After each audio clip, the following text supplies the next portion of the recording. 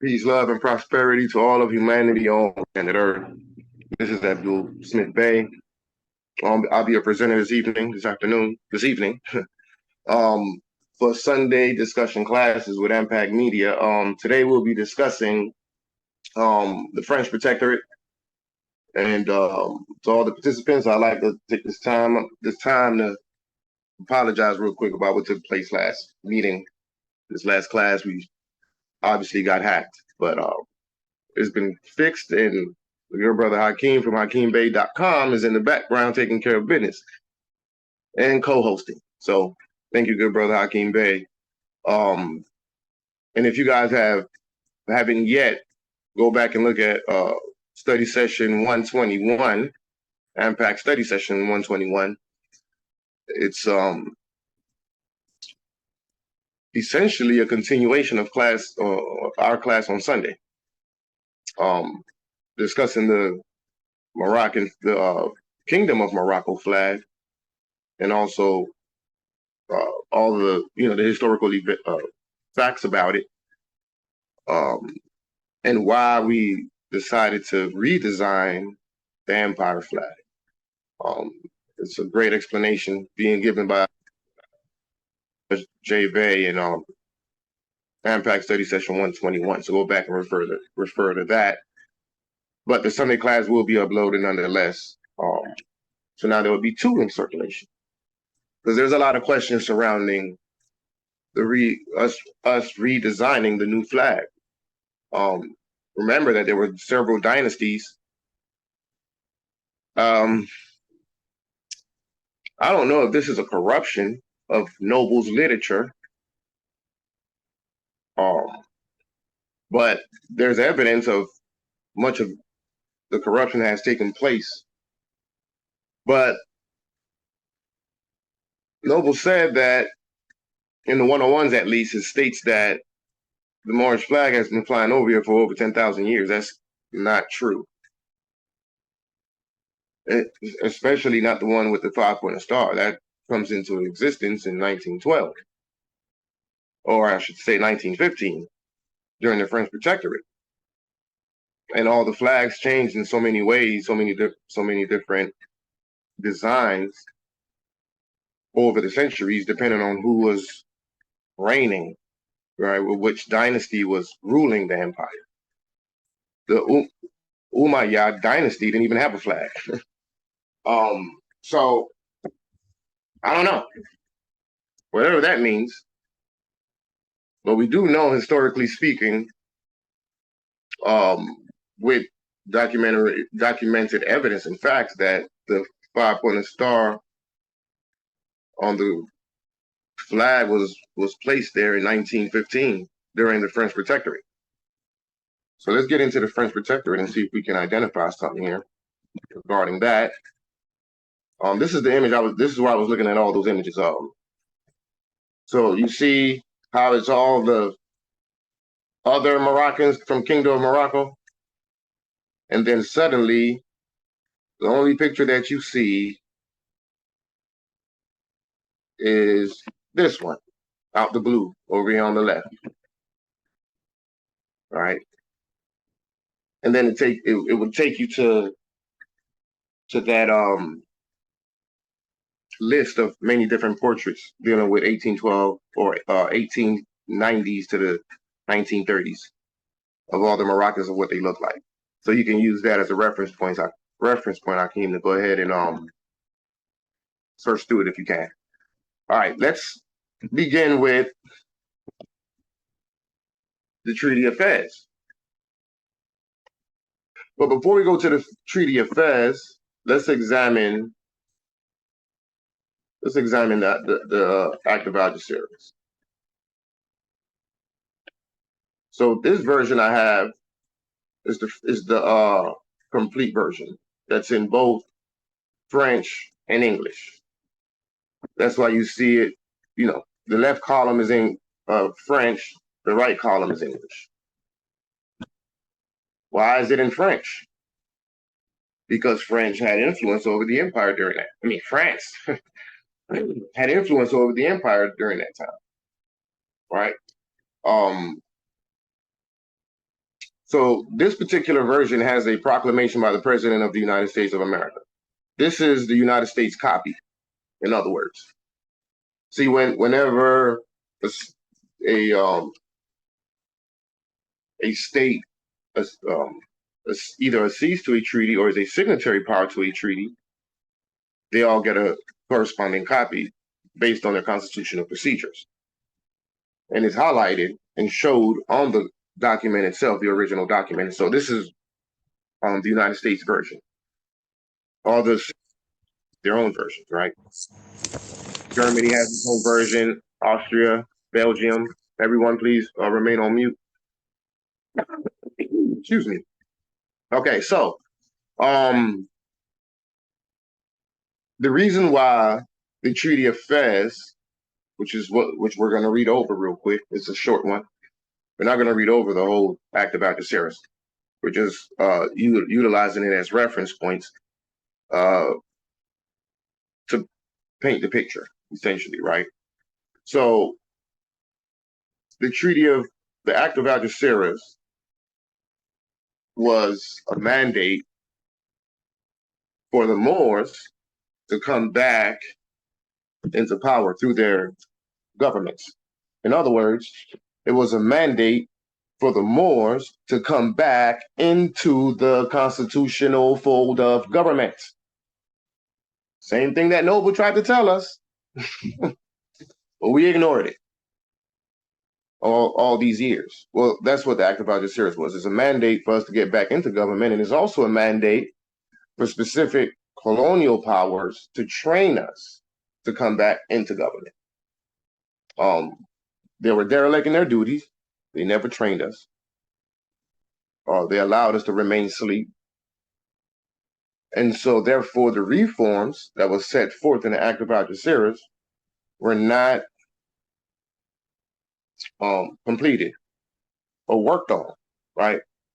So, and so because of that, the Sultan Abdulaziz was losing his grip on the empire. And so based on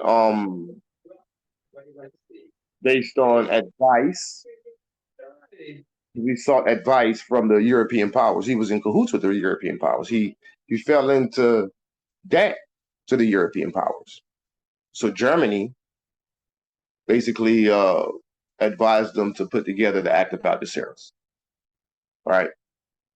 In other words, bring back the Moors so you can save the empire, because without the Moors, you're gonna lose the empire.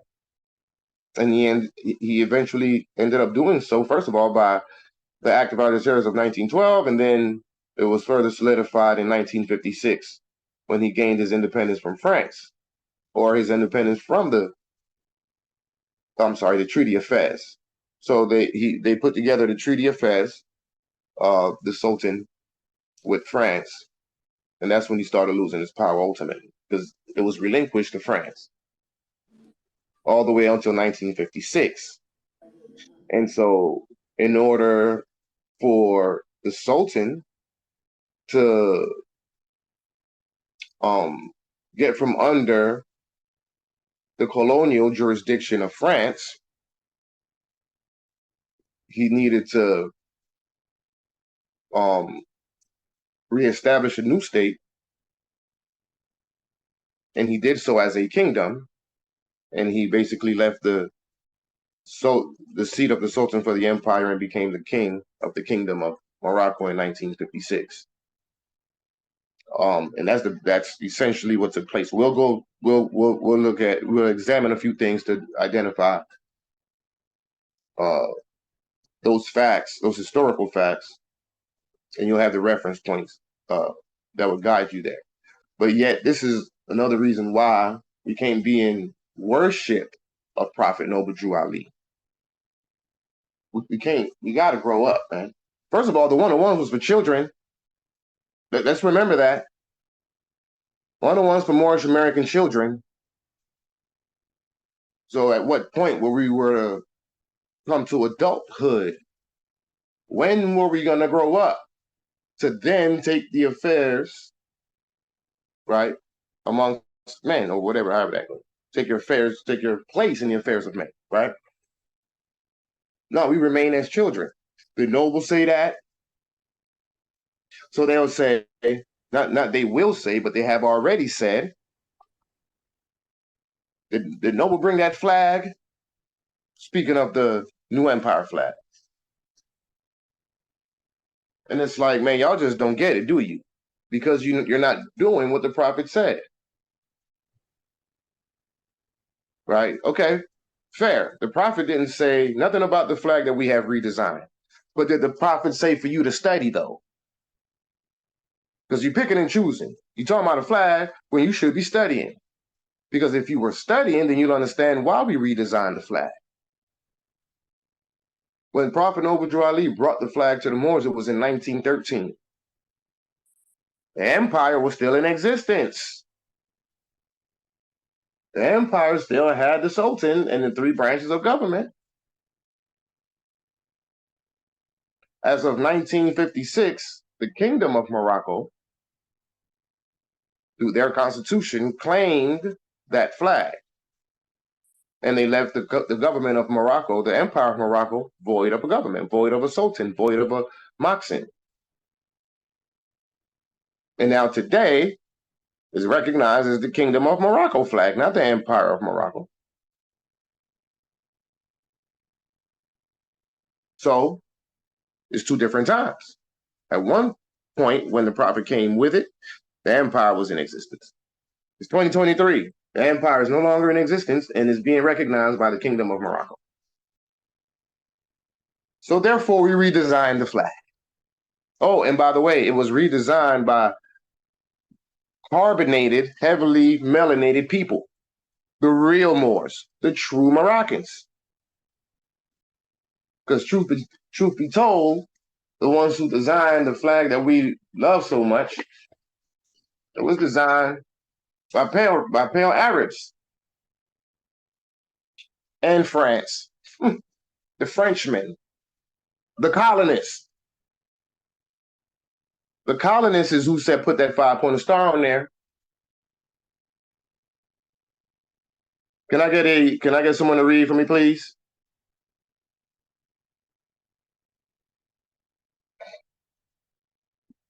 Is there anyone available to read for me?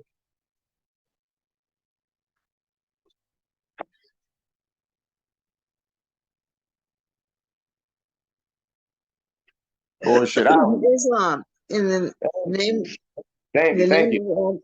In the name of Almighty God, His Majesty Austria, King of Bohemia, etc., and a apostolic King of Hungary, His Majesty the King of the Belgians, His Majesty the King of Spain, the President of the United States of America, the President of the French Republic, His Majesty the King of the United Kingdom of Great Britain and Ireland, and of the British dominions beyond the seas, Emperor of India, etc., His Majesty the Sultan of Morocco, Her Majesty the Queen of the Netherlands, His Majesty the King of Portugal, and of the Algarves, etc., etc., etc., His Majesty the Emperor of all the Russians, His Majesty the King of Sweden, inspired by... Hold that thought. So, it's a contract, and the parties must be known. One of the 4 elements of a contract. Let me scroll up a little bit here. These are all the signatory powers. And as you heard the sister read, the United States of America, where is it? Oh, I passed it up. The name, where is it at? The President of the United States of America.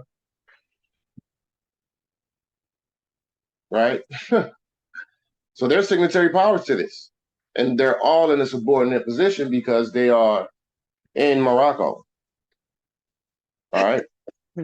Right, sister. Inspired by the interest attaching itself to the reign of order, peace, and the prosperity in Morocco, and recognizing that the attainment thereof can only be effected by means of the introduction of reforms based upon the triple principle of the sovereignty and independence of His Majesty the Sultan, the integrity of his domains, and economic liberty without any inequality have resolved. Upon the invitation of His Sharifian Majesty to call together a conference at Algeciras for the purpose of arriving at an understanding upon the said reforms.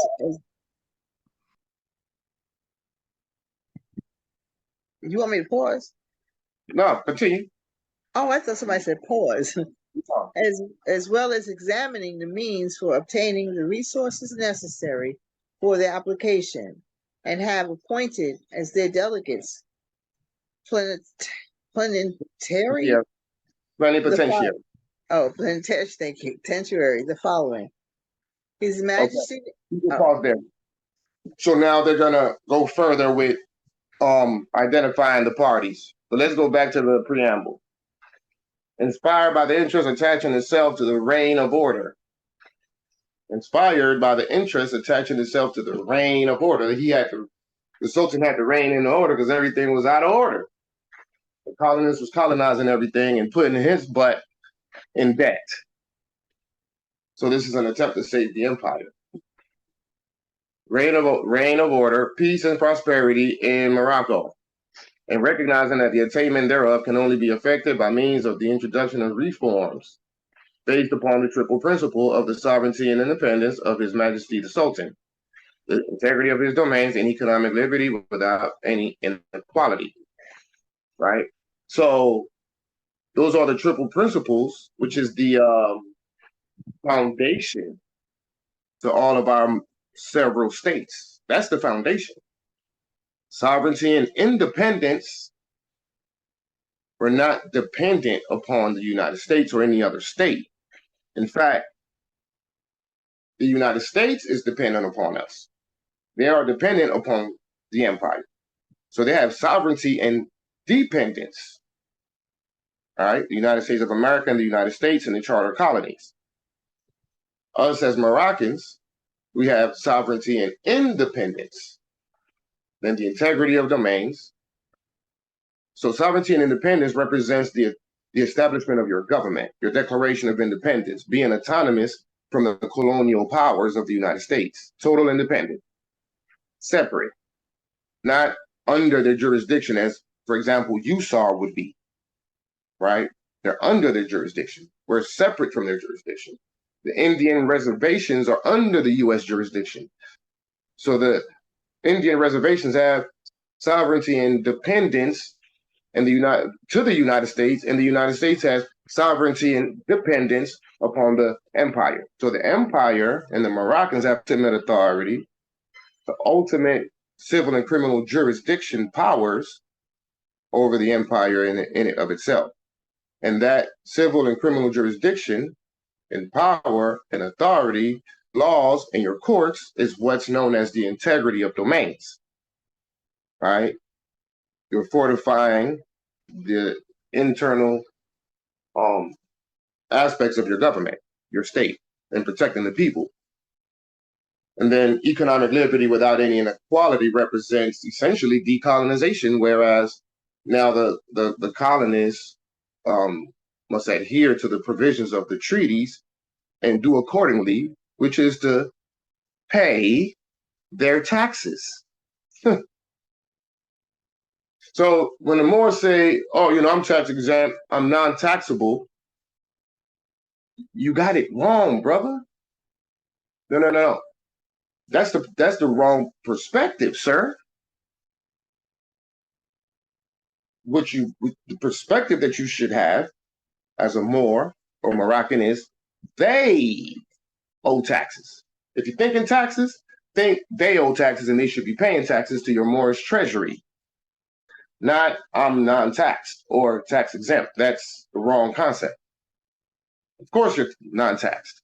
Of course you're tax exempt. But what's the real key? They are supposed to be paying taxes. Period. And that's economic liberty without any inequality. So, as you see, the purpose was to introduce these reforms, right? All right.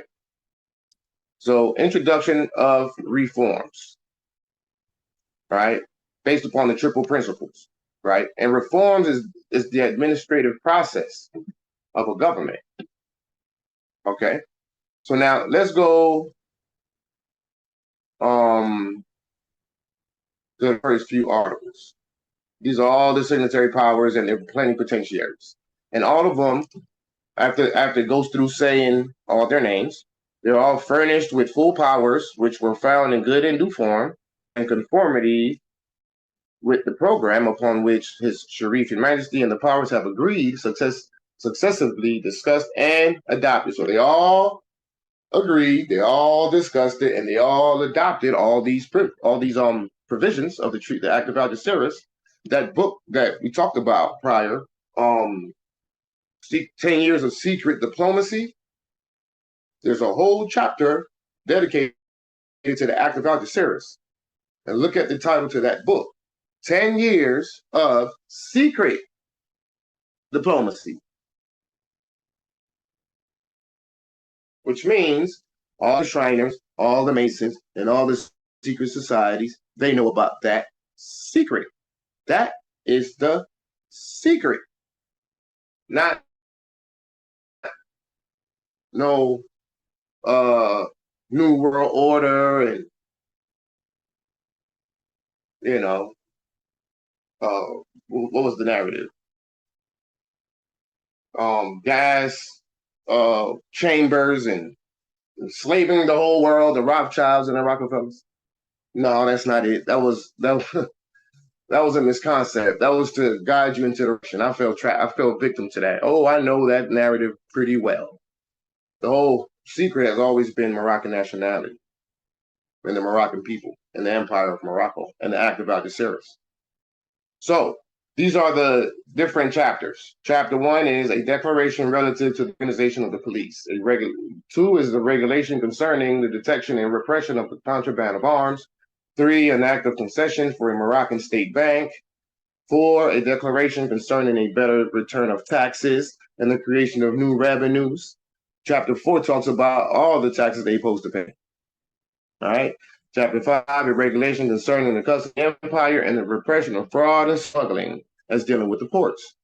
And then chapter 6, a declaration relative to public services and public works.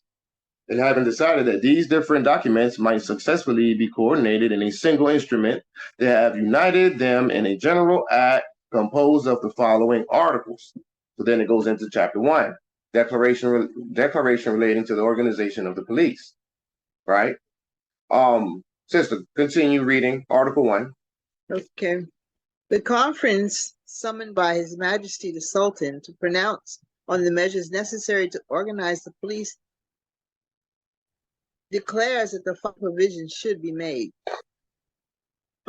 Article 2. The police shall be under the sovereign authority of His Majesty the Sultan.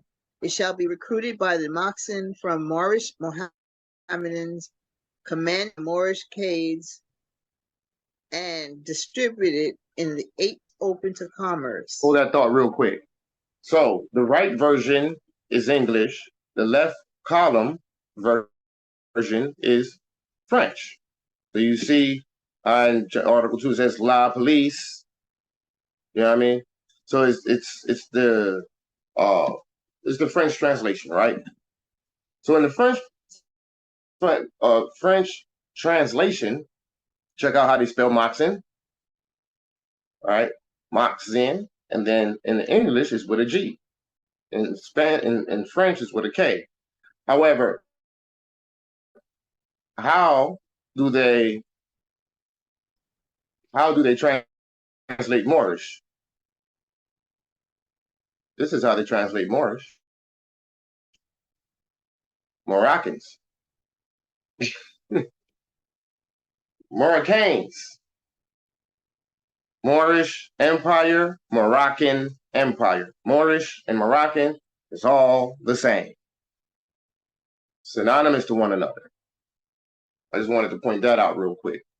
All right, go ahead, Sister. Article 3. Article 3. In order to aid the Sultan in the organization of this police, Spanish officers and non-commissioned officers as instructors and French officers and non-commissioned officers as instructed shall be placed at his disposal by their respective governments, which shall submit their designation to the approval of His Sharifian Majesty.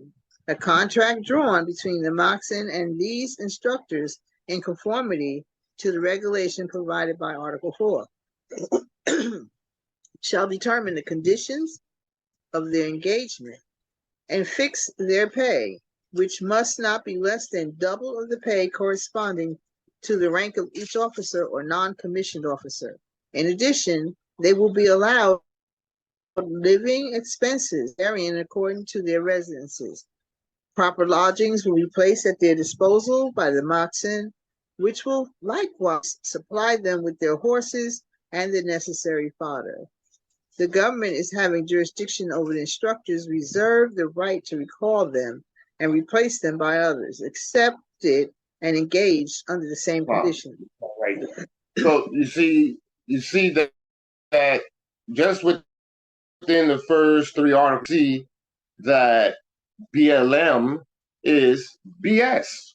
The whole BLM thing that came out during this, after the George Floyd thing, it was all BS. It was based in police brutality, right? So the colonizing powers, utilizing their militia, their police force, they have been, brutalizing us, right? And Black people come up with things like BLM, Black Lives Matter, and all these other organizations, and get out there marching and praying and looting and whatever else. But they have always failed. And I ain't gonna say they, I'm gonna say we, because we're all one people. We have always failed to even recognize or even know that the active body service even existed and that the police was under our authority in the first place. This is why it was important for you to believe that you was African and you was Black, Negro, colored, African American, Moorish American, Black American, Indian, anything but Moroccan, and anything, you can, read all the books. You got all the Negro authors. You got all your David McRitchie books, many of which, it recognize you as, the proper authority, but they call you Negro in those same books. So you gotta use discernment. Ivan Van Sertima, that's what we're into, literature. And if it ain't that, it's sports. But we never got into international law jurisprudence, right? Because if we had done that, we would have found out that the police falls under our authority.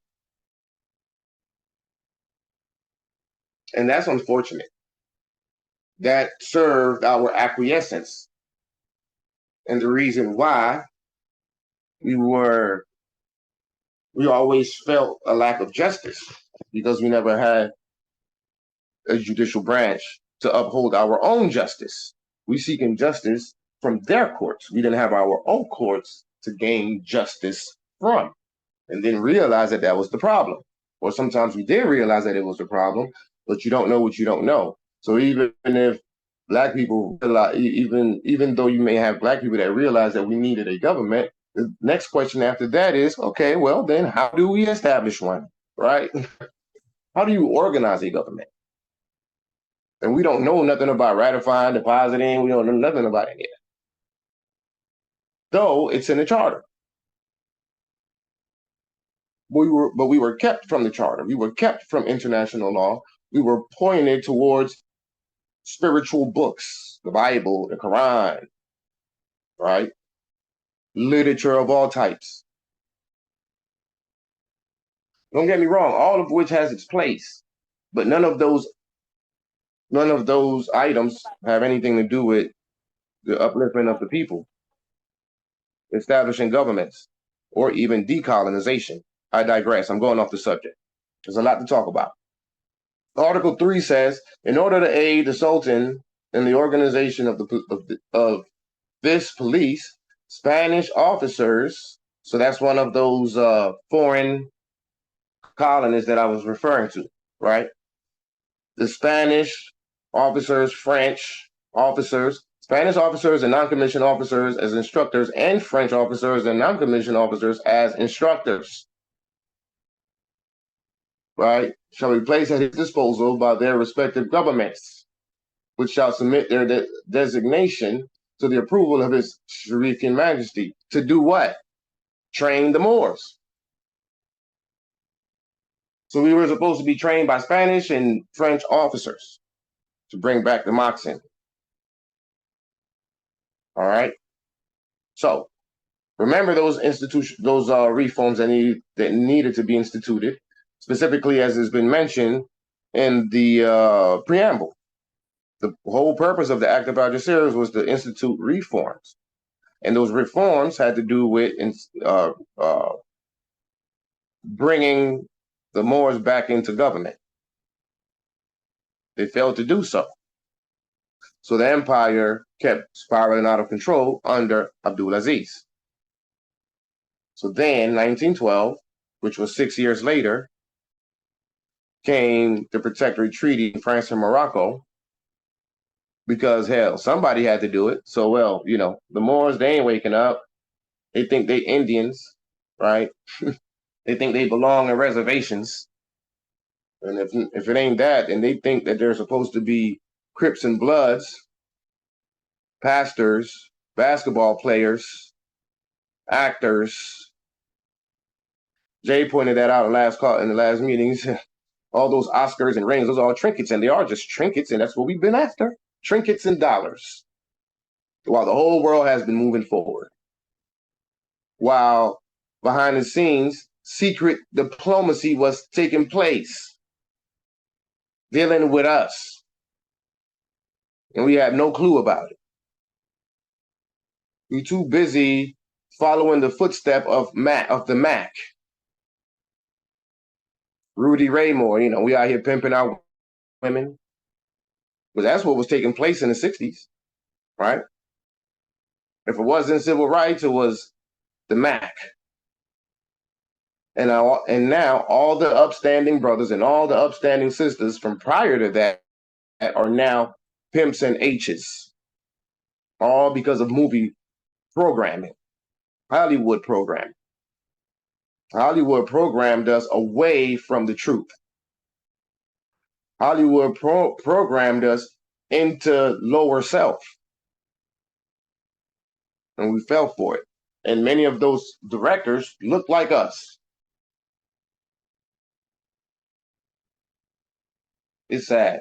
Sister, can you please read the Protectorate Treaty between France and Morocco? And it's not that long, by the way. Okay. Protectorate Treaty between France and Morocco, signed at Fez on March 30th, 1912. Oh, that's too big. That's too big. I'm sorry. Okay. Is that better? Yeah, that's better. Perfect. Thank you. The government of the French Republic and the government of His Sharifian Majesty, desirous of inaugurating a regular regime in Morocco based upon internal order and general security, which will make it possible to introduce reforms and to ensure the economic development of the country, have agreed on the following. Okay, hold that right there. So, what was the purpose of the act of the Treaty of Fez? It was right there in the preamble. Okay. Reforms. There you go. To introduce reforms. Right? Okay. Well, what was the purpose? Oops, that's the wrong one. What was the purpose of the Act of Algeciras?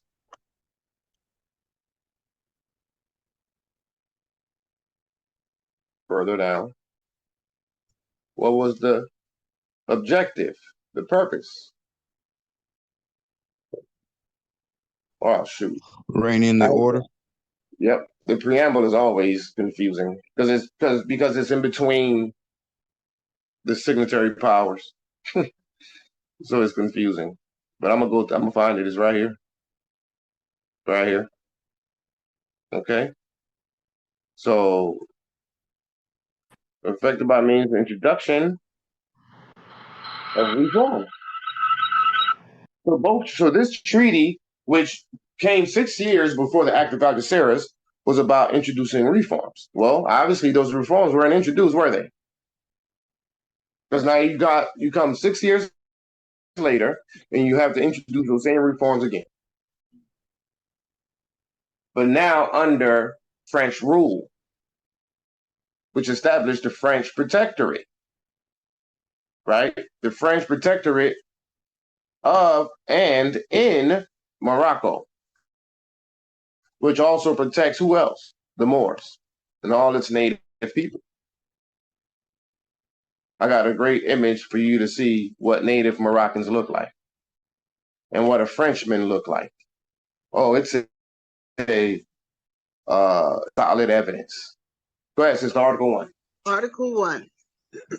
The government of the French Republic and His Majesty the Sultan have agreed to establish in Morocco a new regime comprising the administrative, judicial, educational, economic, financial, and military reforms which the French government may see fit to introduce within the Moroccan territory. Oh, is that what it is? What the French government may see fit to introduce. What are those reforms? First of all, it's establishing Morocco a new regime. So they are establishing a new regime. By the way, keep in mind that in the preamble, the French Republic was inaugurating a regular regime, right? Right? So now you got a new regime comprising the administrative, judicial, economic, educational, economic, financial, and military reforms. The whole empire was in need of a reform, and it was supposed to be done by us.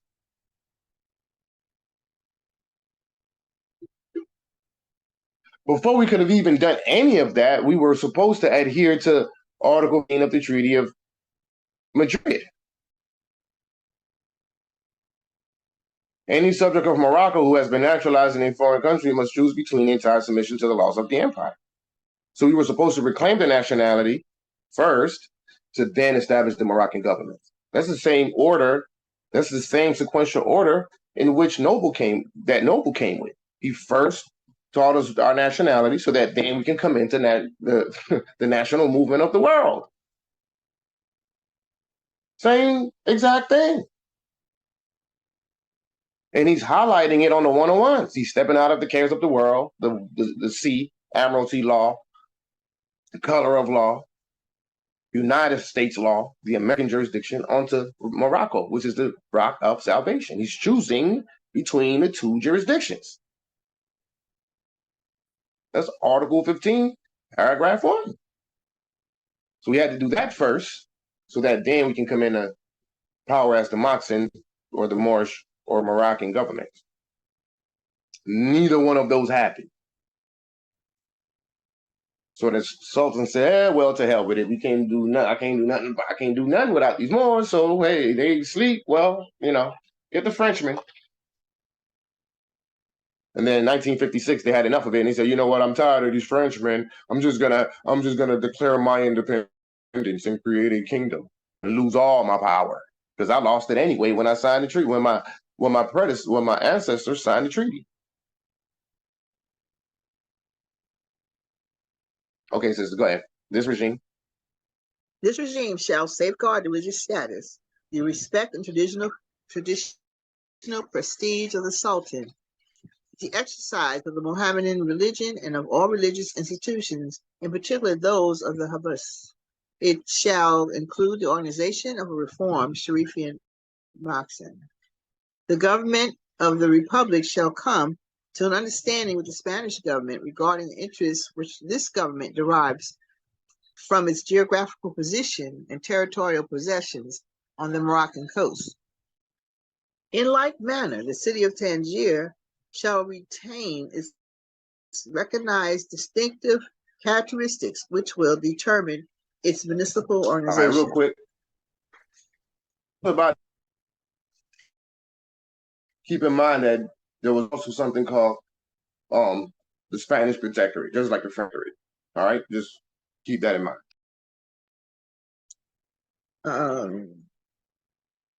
Article 2. His Majesty the Sultan agrees that henceforth the government, subject to prior notification to the Maxim, may proceed to such military occupation of the Moroccan territory as it may deem necessary for the maintenance of good order and the security of commercial transactions, and may exercise every police supervision on land and within the Moroccan waters. Article 3. The government of the Republic pledges itself to lend constant support to His Sharifian Majesty against all dangers which might threaten his person or throne or endanger the tranquility of his states. The same support shall be given the heir to the throne and his successors. Okay, well, the Sultan agreed that the French government, subject to prior notification to the Maxim, may proceed to such military occupation. That's Article 2. Article 3. The government of the Republic pledges itself to lend constant support to His Sharifian Majesty against all dangers which might threaten his person or throne, to endanger the tranquility of what? Or endanger the tranquility of what? His states. His states.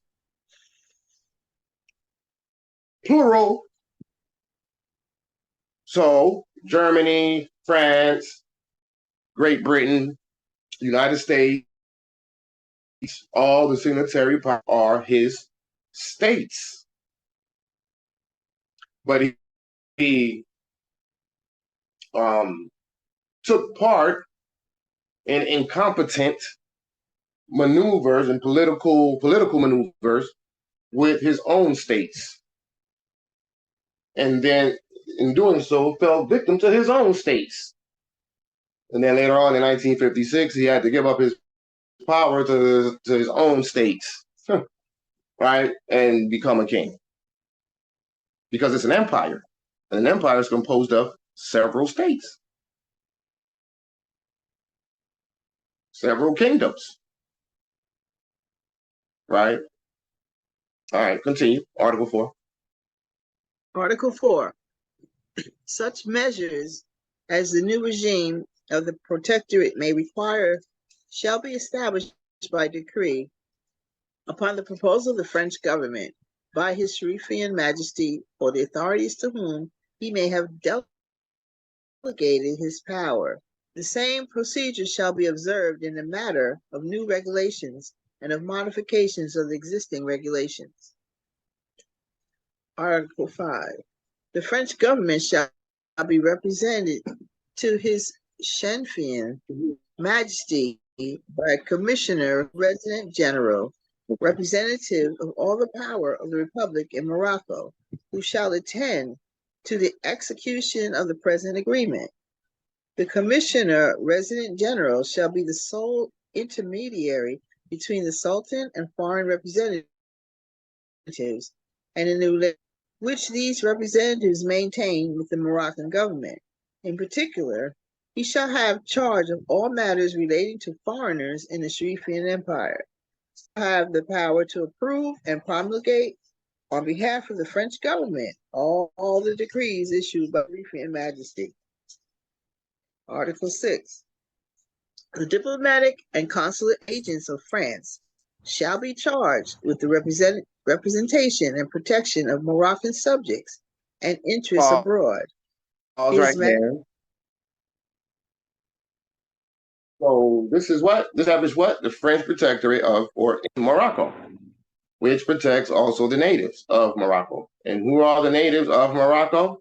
Article 6. The diplomatic and consular agents of France shall be charged with the representation and protection of Moroccan subjects. Black people, Negroes, coloreds, African Americans, Moorish Americans, Indians, Cherokees, Hebrew Israelites, Bloods, Crips, GDs, RBG, Conscious Community, BLM, etc., Baptists, Muslims, Nation of Islam, Moorish Science Temple, Jehovah's Witness. All these people were under the protections of France as Moroccan subjects or Moorish subjects. Remember, Moroccan and Moorish is the same exact thing. They're synonymous to one another. They're semantics. Moroccan, Moorish, same thing.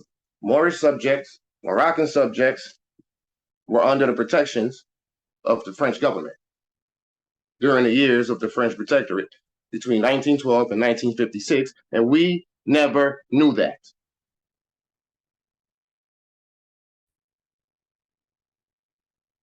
We thought we came over here on slave ships from Africa.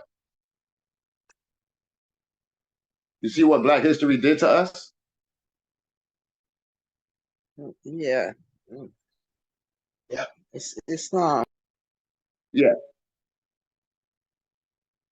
You were saying something? I was agreeing with you. I was just saying Islam. Yeah, Islam. It's horrible, man. And who's to blame for this? Outside of the quote-unquote white man. The Black man. Our leaders, our heroes, our pastors, our grand sheiks, our imams, our bishops, Bishop Donnie Long, Reverend Porkchop, Sweet Daddy Grace, Elijah Muhammad. No, you ain't no Bay L or none of that. Your last name is X. Oh, no, take that fez off. Here's a bow tie. Oh, and by the way, go on that corner and sell some bean pies. Oh, and also sell these papers. That's why we didn't know about this. The obstructionists, our own who sold out. Moors, you better be careful. It will be your own in fezzes and turbans, or even without fezzes and turbans, will sell you back into slavery. Go ahead, Sister, His Majesty. His Majesty the Sultan pledges himself not to conclude any act of an international nature without the previous approval of the French Republic. Okay, hold that thought. His Majesty the Sultan pledged not to conclude any act of international nature without the previous approval of the French Republic. So the Sultan didn't even have the authority to engage in any foreign affairs without France having something to say about it first. Wow. Continue. Article 7. The government of the French Republic and the government of His Sharifian Majesty reserve unto themselves the right to determine by mutual agreement the basis of a financial reorganization, which, while respecting the rights conferred upon bondholders of the Moroccan public loans, shall make it possible to guarantee the commitment of the Sharifian Treasury and to collect regularly the revenues of the empire. So you see, the financial reorganization, why? Because of those loans. The government of the French Republic and the government of His Sharifian Majesty reserve unto themselves the right to determine by mutual agreement the basis of a financial reorganization which, while respecting the rights conferred upon bondholders of the Moroccan public loans, shall make it possible to guarantee the commitment of the Sharifian Treasury and to collect regularly the revenues of the empire. That's what we were supposed to do. We were supposed to collect the revenues of the empire. Oh, y'all think y'all Indian? Okay, France, won't you collect this for me? Let them be Cherokee, Blackfoot, Rainwater, Falcon, whatever. Let them be Hebrew Israelites. Let them be whatever else. But all I know is that we got to save the empire. So we're going to have to do it with or without them. So I'll take the back seat, France. By the history of your political maneuvers, it appears that you know what you're doing. I'm Abdel Aziz. I took the throne when I was 16. I don't know what I'm doing. I took these stupid loans. Can you please help us out, France? Article 8, sister. History.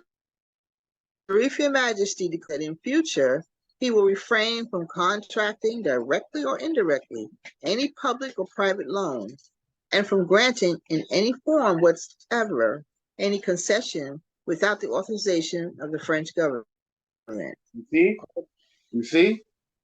The Sharif Your Majesty declares that in future, he will refrain from contracting directly or indirectly any public or private loan, and from granting in any form, whatever, any concessions without the authorization of the French government. The Frenchman said, man, you don't know what you're doing. We'll get you squared away with those loans, but you got to give us all the power. Okay, yes, sir. Let's go forward with it. Article 9. The present treaty shall be submitted to the government of the French Republic for ratification, and the instrument of the said ratification shall be handled without delay to His Majesty the Sultan. In faith whereof the undersigned have drawn up the present act and have affixed their seals thereto. Fez, March 30th, 12. 11 Rebaya, 1330. Exactly. Thank you very much for such an excellent read, Razum. You think I didn't know you I know your voice, sister. So now we understand, you know what I'm saying, why the Treaty of Fez came into existence. The loans that he took from Spain, I think it was England, Great Britain, and also because the Moors were too busy keeping hope alive, right? Instead of adhering to these principles. French protectorate in Morocco. Let's touch on this real quick. Let's learn a few other things. First of all, take a look at those pictures. That flag over here. The merchant ensign with that French flag in the corner. Right? And the canton, properly said. And look at the coat of arms, right? But not the coat of arms. Look at the flag. Okay. As Moorish Americans, for 94 years or so since the passing of the prophet, the illustrious prophet, we've been flying that flag. Okay. That's good. The prophet went to Woodrow Wilson and reclaimed the flag. It was in 1913 and he brought the flag. Then somebody please tell me, why is it that we're flying that flag and have no clue about anything called no French protectorate or anything dealing with that? How come we didn't even know that there was another version out there with the French flag in the canton of the Moorish flag? We have been sold out is the answer to that question. And we were sold out by those who look like us. Oh, and by the way, there is documented evidence for one in particular, so I can speak that name. The Moorish Science Temple, the Moorish American Society of Philadelphia. The Moorish American Society of Philadelphia sold us out on Resolution 75 in 1933, where we were thoroughly Americanized. It's in the language, and their name is in that legislation. The Philadelphia. We were sold out. We were sold out by the grand sheiks, and we were sold out by the imams. We were sold out by the pastors. We were sold out by the authors who wrote all these books. Alex Haley, Roots, and all that.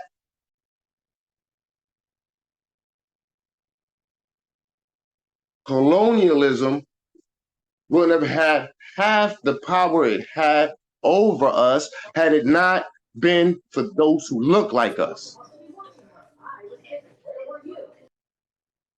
And I am not too happy about that. The colonists, whatever. They're of no, they're going to give up the empire. They don't have no power and authority. I don't recognize power and authority. What I do recognize, though, is the sellout. That's what's most important to me.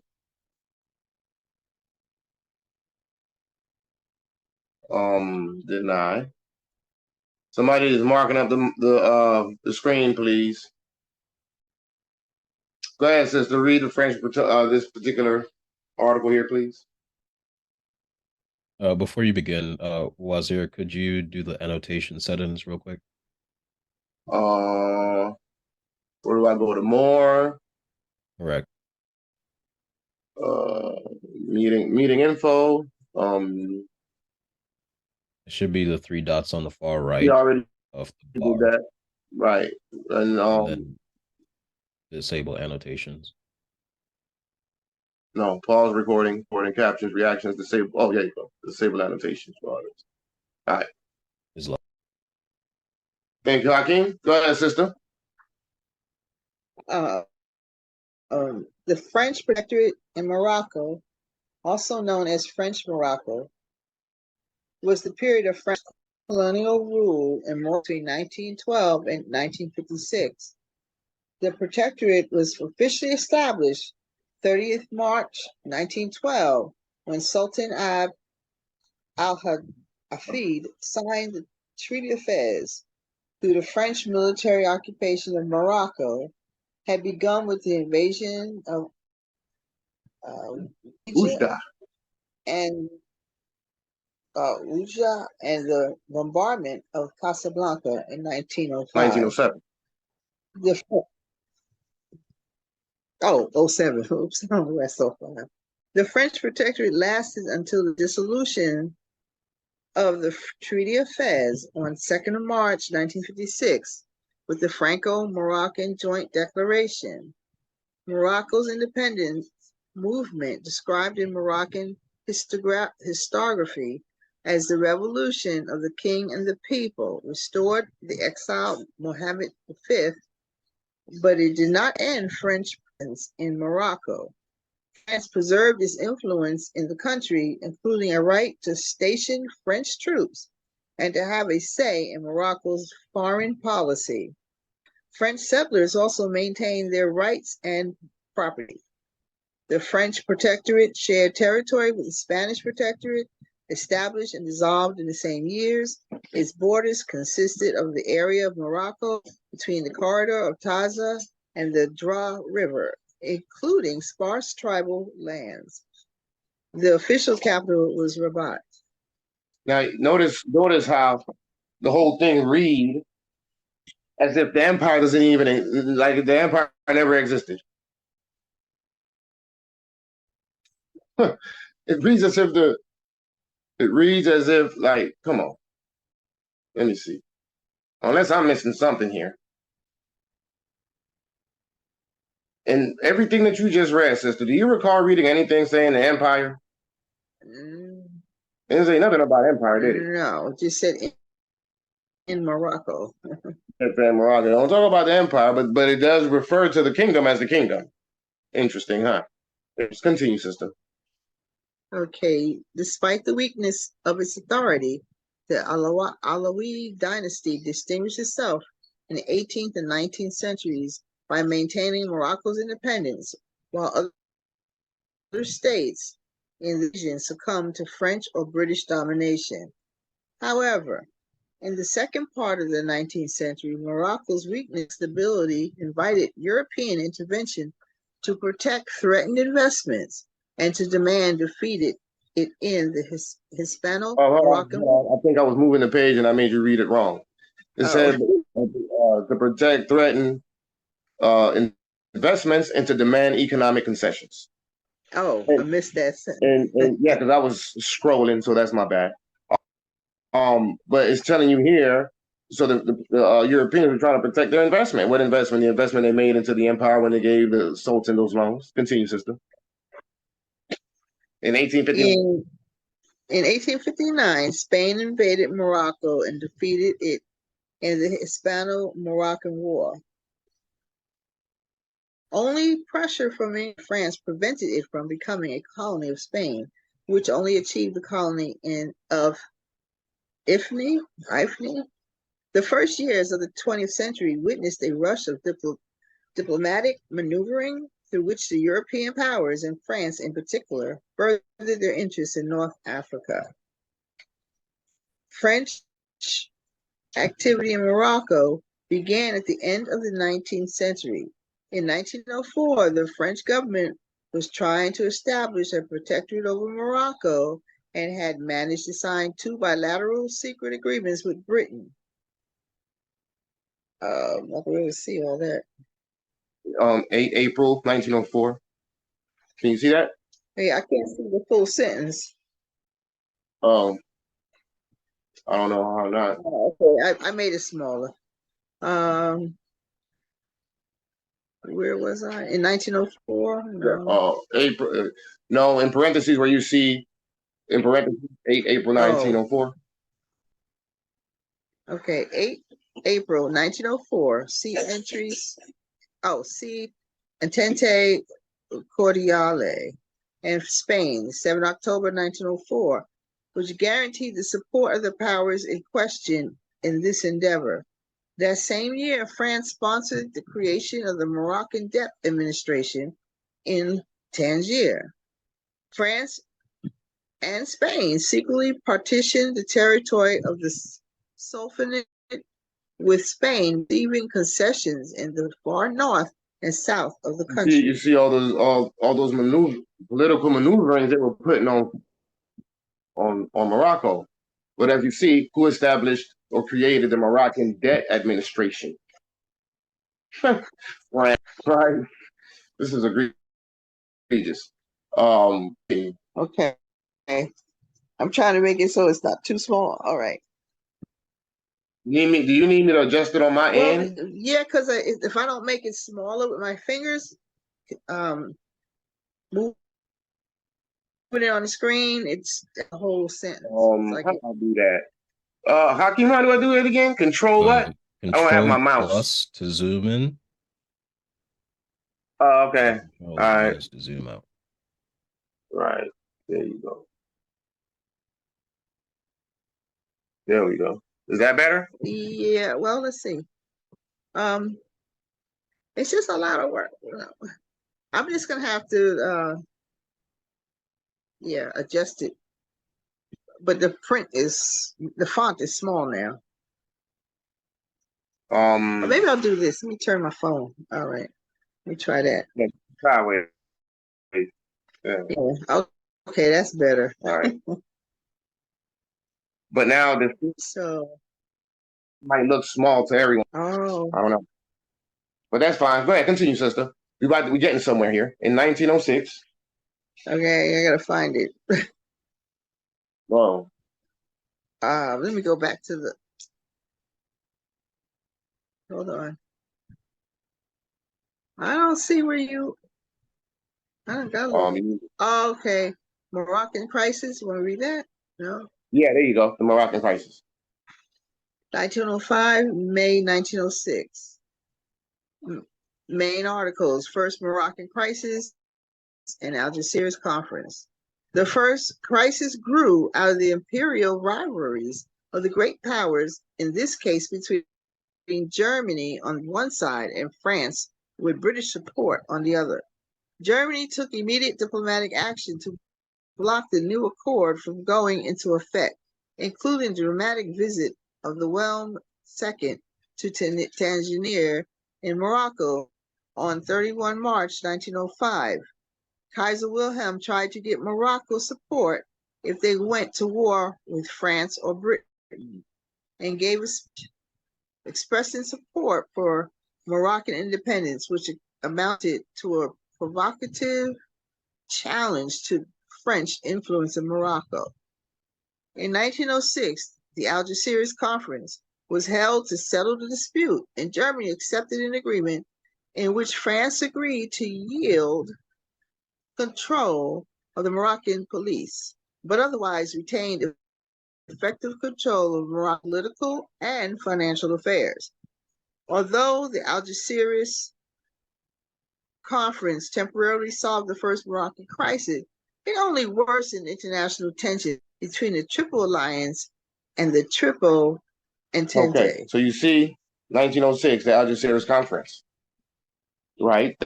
That's that was a pivotal moment in the history of the Moroccan Empire, right? So let's read it. Let's read it again. In 1906, the Algeciras Conference was held to settle the dispute that was going on with the European powers.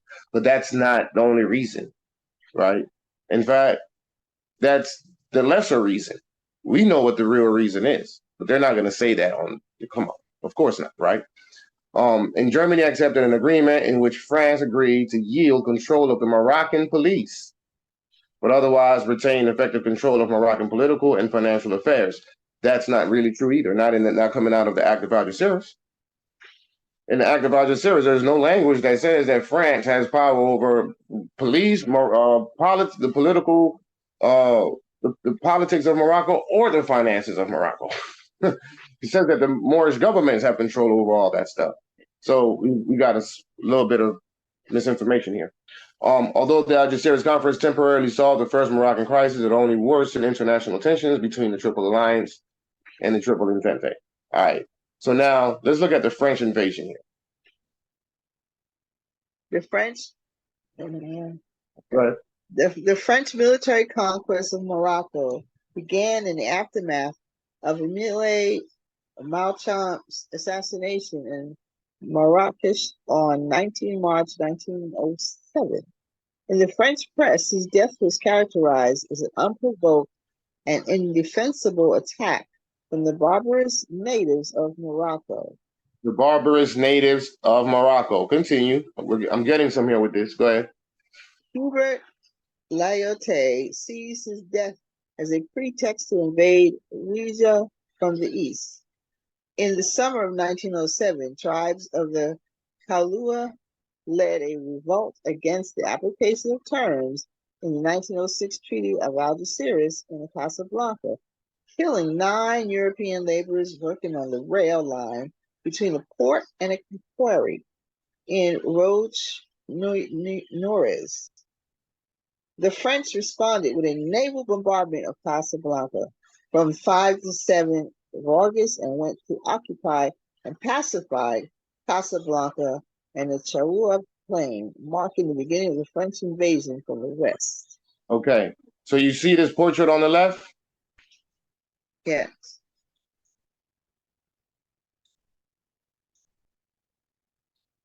So that's the assassination of Dr. Malchamp in Marrakesh in 1907, right? And what did they call them? Barbarous native Moroccans. So what do these barbarous native Moroccans look like?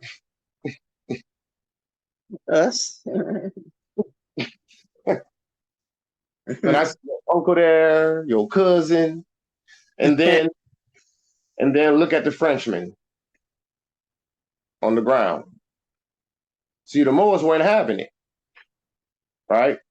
But how is this captioned? All right, let's read it. What does it say? Okay, right down here. I was gonna read it to you. Okay. Right? So it says, so it's in French, right? Because this was actually a French publication. This is a French newspaper, right? That circulated at the time. So it's been translated to English. And what does it say in English? A Frenchman assassinated in Morocco, Emile Mochamp, dispensary doctor in Marrakesh, stoned by the natives. Oh, The natives look like your uncle, your cousin, your daddy, your brother, these are all men stoning the Frenchman who look like what? A colonist, don't he? yeah.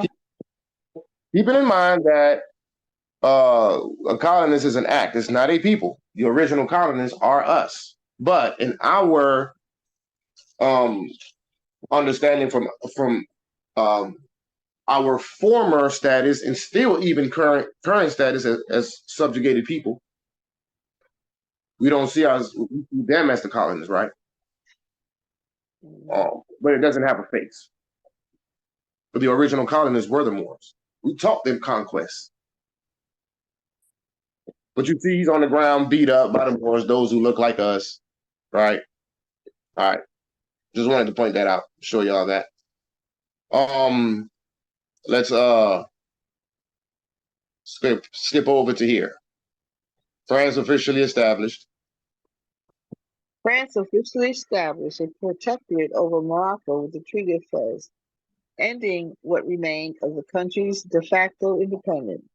From a legal point of view, the treaty gave the legislative power to France alongside the control of military defense, foreign policy, and jurisdiction. The Moorish government exercised authority solely in Moroccan or Islamic affairs. Sultan Abdel Hafid. Hold on. I'm not gonna let you just gloss over that. Who are they talking about when they say the Moorish government? And why is the Moorish government involved in this conversation? Because you're talking about Morocco, and you're talking about Moroccans. So therefore, you're talking about the Moors, who are the Moorish government and the Moorish people. France officially established a protectorate over Morocco with the Treaty of Fez, ending what remained of the country's de facto independence. From a legal point of view, the treaty gave the legislative power to France, alongside the control of military defense, foreign policy, and jurisdiction. You see? Moorish government exercised authority solely in Moroccan or Islamic affairs. It's interesting they say that. Obviously, well, we could also recognize that, and we already know that even during the times of so-called slavery, there were always free men, were there? Huh. Right? Consider that when you see Moorish government as still being in existence. Now, what was the population like holding these seats? Was it mostly Moors, actual Moors that actually looked like us, or were they Arabs pretending to be Moors, like the Sultan? You see? But they use the term Moorish government nonetheless. Wherever you see that, you see us. Anything Moorish, Moroccan, that's us, right? We know that. All right, so continue. Sultan Abdel Hafid. Sultan Abdel Hafid abdicated in favor of his brother Yusuf after signing the treaty. On 17 April 1912, Moroccan infantrymen mutinied in the French garrison in Fez in the 1912 Fez riots. The Moroccans were unable to take the city and were defeated by a French relief force. In late May 1912, Moroccan forces again unsuccessfully attacked the enhanced French garrison at Fez. I want y'all to keep something in mind. I'm sorry. I want y'all to keep something in mind. During this time, this is 1912. The Treaty of Madrid came out in 1880, which talked about the subjugated Moors all across planet Earth, specifically within these colonial jurisdictions. So you have French Moors, German Moors, American Moors, British Moors, right? Those are all subjugated Moors under the protections of those countries, colonial countries. That's why they carry the colonial name, German Moors, American Moors, French Moors. So, as such, the Moors have always been soldiers in these colonists' military, no different than us. Black people joined the military quick. I did, Air Force. So what I'm saying to you is where it says Moroccan infantrymen, no, where it says the Moroccans were unable to take the city and were defeated by French relief force, you can bet your butt, you can bet your bottom dollar that French relief force was composed of French Moors. So it was black on black crime on behalf of the colonists yet again. I just wanted to point that out. Continue, sister. In establishing their protectorate over much of Morocco, the French had behind them the experience of the conquest of Algeria and of their protectorate over Tunisia. They took the latter as the model for their Moroccan policy. There were, however, important differences. First, the protectorate was established only 2 years before the outbreak of World War I, which brought with it a new attitude towards colonial rule. Rejecting the typical French assimilationist approach to culture. Oh, I just lost my spot. Sorry, I lost my space. Where am I at? Oh, approach to culture. Okay. Go ahead.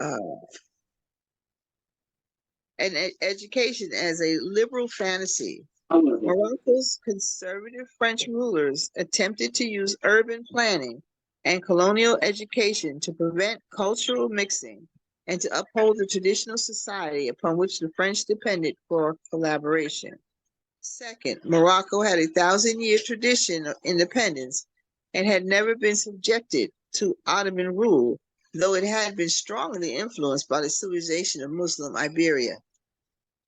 All right, there. You see that they still don't say the empire. We're going to skip through some of this to not belabor the subject and move on to other things. There was something else I wanted to point out here. The Rif War. This is another flag under the Rif Republic between 1921 and 1926. You guys can refer back to that to understand the story behind it. Struggle for independence. I think this was it. Okay. Hold on a second. Hold on. I don't think that's it. Revolution of the King and the People. Right? There we go, right here. 1956, independence. In late 1955, Mohammed V successfully negotiated the gradual restoration of Moroccan independence within a framework of French-Moroccan interdependence. The Sultan agreed to institute reforms that would transform Morocco into a constitutional monarchy with a democratic form of government. In February 1956, Morocco acquired limited home rule. Further negotiations for full independence culminated in the French-Moroccan Agreement signed in Paris on the 2nd of March, 1956. On 7th April of that year, France officially relinquished its protectorate in Morocco. The internationalized city of Tangier was reintegrated with the signing of the Tangier Protocol on 29th October 1956. The abolition of the Spanish protectorate and the recognition of Moroccan independence by Spain were negotiated separately and made final in the Joint Declaration of April 1956. Through these agreements with Spain in 1956 and 1958, Moroccan control over certain Spanish-ruled areas was restored, though attempts to claim other Spanish possessions through military action were less successful. In the months that followed independence, Mohammed V proceeded to build a modern government structure under a constitutional monarchy in which the Sultan would exercise an active political role. He acted cautiously, having no intention of permitting more radical elements in the nationalist movement, to overthrow the established order. He was also intent on preventing the Istanbul Party from consolidating its control and establishing a one-party state. In August 1957, Mohammed V assumed the title of king. Now, let me ask y'all a question. What's a higher title, Sultan or King? Sultan. Okay. Sultan all day. He basically took a lower position and established what they said here, a constitutional monarchy. The Sultan agreed to institute reforms that would transform. See, you see how they never refer to it as empire? You notice that? They just say Morocco. Yeah. But it's egregious because we're talking about, with that conversation, we're describing an office. So how are you going to say that he came from a sultan to being a king without referring to the government as what it is, an empire versus a kingdom? This is some slick stuff right here. So it really should say the sultan agreed to institute reforms that would transform the empire of Morocco into a constitutional monarchy with a democratic form of government. That's what it should say. But it doesn't say that, does it? No worries. That's what we call reading with discernment.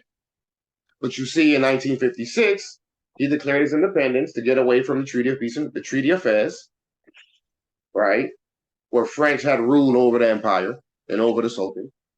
And the only way to make that happen, he had to create a constitutional monarchy with a democratic form of government. And that's exactly what he did. And in 1957, Mohammed V assumed the title of king and left the empire void of a government and void of a moxie. So what are we doing? We're putting it back together. That's Hiram Abiff, right? Masonic allegory. That's Hiram Abiff being buried in a shallow grave. Hiram Abiff is now coming out of that shallow grave. Hiram Abiff is Morocco, the empire and the people. The people got to come out of the grave so that the empire can come out of the grave. The empire does not exist without the people. The empire ceased to exist because the people ceased to exist, or at least ceased to operate it, forgot that it even existed. We're so ancient, you don't forgot things that many modern races are just finding out. You don't forgot a lot of stuff. We did it all. We are the ancient people of the world. And we were the only ones on planet Earth for a very long time until others started popping up, right? But this is to show you all, this is partially the backstory as to why we had to redesign the flag. Because the empire was sold out, basically. And the Sultan instead established a provincial government called the Kingdom of Morocco and took the flag and the nationality with him. You want to know what else is egregious? Let me show you something else that's egregious. I'm gonna have to minimize all of this. Okay, let's go here. Right here. Right of protection in Morocco. Oh. Yeah. No, it's not for you to read. I got it. I'm gonna read it. So, this is the right of protection in Morocco, right? And this is we're referring to Article 15. Any subject of Morocco who has been naturalized in a foreign country choose between entire submission to the laws of the empire, right? You guys have heard that before. Go back and refer to Article 15, Treaty of Madrid of 1880. But look at what it says in the footnotes. Many of you are already aware of this if you've been following the AMPAG study session. A U.S. note of March 17, 1959. When did the Empire of Morocco, when did the King of Morocco declare his independence? 1956, right? Okay. A U.S. note of March 17, 1959, addressed to the Moroccan Ministry of Foreign Affairs, referred to a note from the ministry dated October 8, 1958, in which the embassy had been informed that the Moroccan government had decided to strike all prescriptions relating to Moroccan nationality from the text of the Madrid Convention. The U.S. note said, in part, the government of the United States of America, having unilaterally relinquished certain rights in Morocco, with the reemergence of Morocco into independence in 1956. That's egregious because it's not a reemergence, right? They came into independence from the Treaty of Fez, but when you're talking about a reemergence, you're talking about the real Moroccans, us. We represent the reemergence. But let's continue. Considers that in line with historical developments, Article 15 of the Madrid Convention on Protections of 1880 has become obsolete and without effect. The government of the United States take due cognizance, therefore, of the action taken by the Moroccan government, as set forth in its above cited note, which the United States government understands to refer only to Article 15, only Article 15 of the Madrid Convention on Protections of 1880. So, in 1958, in cooperation with the United States, the Kingdom of Morocco, the king tried to sell us out. So not only did you just abandon the empire, but then you want to turn around with the United States and partake in, or make an attempt to partake in genocide and strike Article 15 from the Treaty of Madrid, which means then that we don't have the right, we won't have the treaty right to reclaim our nationality. And nationality is the order of the day. But nationality goes along with your government. No government, no nationality. No nationality, no government. So when they say nationality is the order of the day, government is the order of the day. They go hand in hand. But the point is, they tried to sell us out. And why did they want to strike Article 15? Well, we should already know that. But let's go back up and let's look at it. Roslyn, could you please read that? Okay. Article 15. Any subject of Morocco has been nationalized in a foreign country, and who shall return to Morocco shall, after having remained for a length of time equal to that which shall have been regularly necessary for him to obtain such naturalization, choose between entire submission to the laws of the empire and the obligation to quit Morocco, unless it shall be proved that his naturalization in a foreign country was obtained with the consent of the government of Morocco. Hold that right there. You see? So paragraph 1 is saying that we need to return back to Morocco. We need to repatriate back to the empire. That's what Noble came to teach us. He gave us that visual in signs and symbols as the artwork for the 101s.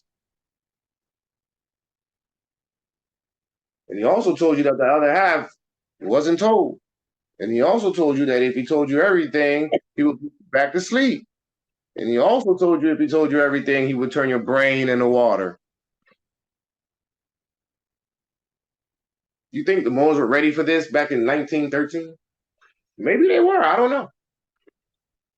But what we do know is that the prophet was being persecuted, prosecuted, persecuted, whatever. He was under fire. by others who look just like him, who were also rocking fezzes and turbans, which is why he was able to. That was his realization, in which he was able to let us know that the same thing would happen to us. And guess what happened? It happened. Paragraph 2, sister. Foreign nationalization, the heretofore acquired by subjects of Morocco according to the rules established by the laws of each country, shall be continued to them as regards all its effects without any restriction. Without any restrictions, Moors.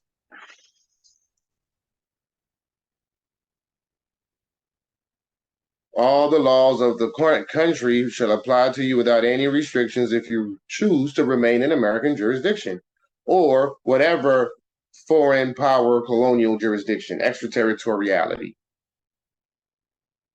So this treaty is not limited to the American blacks, if you will. It's for the British Moors, the French Moors, the Russian Moors, the Austrian Moors. They're all subjugated. That's why it says in a foreign country. That's why it's generic like that, because it could be any one of those countries. In our case, it's America. That's our cares of the world.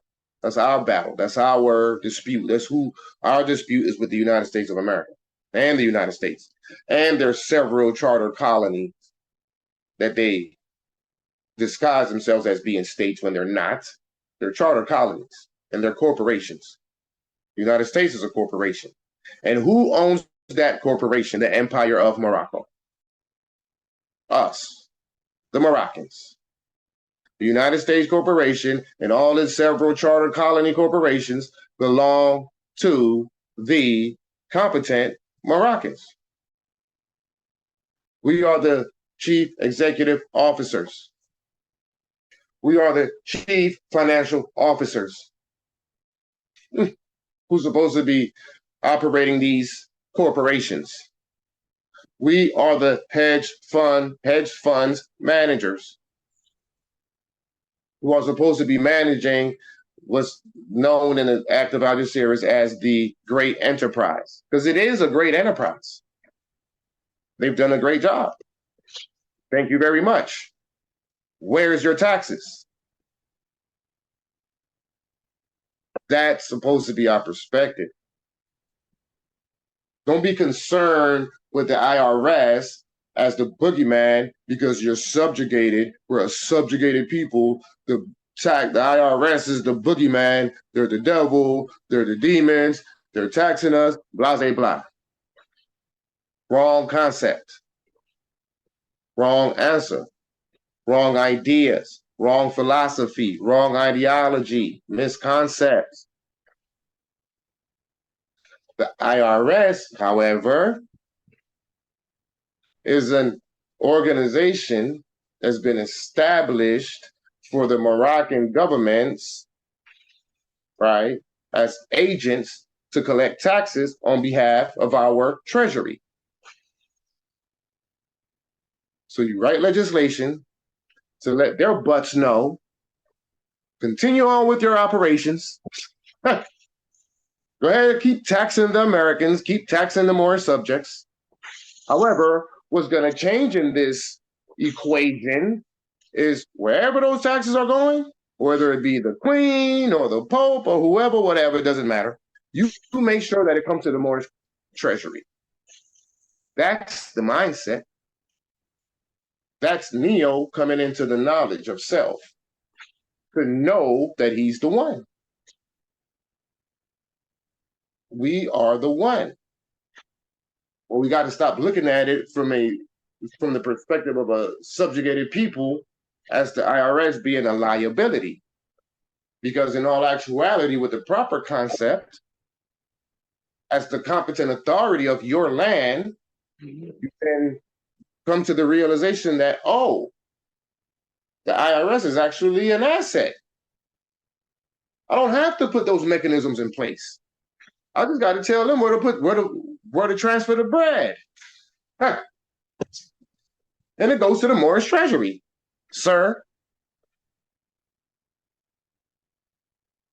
That's how we got to start looking at this. Same thing with traffic court. All the proceeds that come from traffic court goes to the Morris Treasury. Or we shut it down, or we do whatever we want to do with it. But the bottom line is the entire United States, its charter colonies, all of its organs, all of its agencies, all of its municipalities, all of its corporations, all of its LLCs, all of its INCs and LLPs and all those alphabets, the alphabet boys, FBI, DEA, CIA, all of that is under our authority and under our control. I just read to y'all Articles 1, 2, 3, and 1, 2, and 3. That's it of the Act of Algeciras, and we see that the police is under the sovereign authority of the empire. I didn't make that up. In fact, I'm happy to see that reference point. Aren't y'all? Islam, yes. Who is? So we know all the presidents of the United States, right? But we don't even know, we barely know one sultan, right, of Morocco. We know Sidi Mohammed because he's the most famous one because he was the fool who signed the Treaty of Peace and Friendship with these colonists. Keep it in mind that the people didn't have a say. Now, perhaps I'm speaking wrong when I said this fool. I digress from that. I apologize from that. Right? But I'm saying that because as a people, we didn't necessarily agree with it. But it was a monarchy. The Sultan do what the Sultan want. Fast forward 2023, it was actually a benefit to us because the United States turned out to be a good, an excellent corporation, didn't they? Ain't Amazon within the U.S. corporation? Isn't Microsoft and Facebook and all these superpower billion-dollar companies within the United States corporation? Yes, okay, well, guess what? Those belong to us. Thank you very much, Jeff Bezos. I appreciate your hard work because now you owe taxes to the proper authority. Mark Zuckerberg, Bill Gates, Oprah, whoever, the Lakers, Hollywood, Delta Airlines, Lockheed Martin, Federal Reserve. They are all under our authority, boys. This is Abdulaziz. Look at his portrait. This is the Sultan that was ruling during the Act of Algeciras. Now, call me crazy if you want, but don't this dude look like Mos Def mixed with Lil Wayne? Like he looks like a hybrid between Mos Def and Lil Wayne. Sister, could you read a little bit about Brother Abdulaziz bin Hassan, the Sultan or Emperor of Morocco, please? Thank you very much.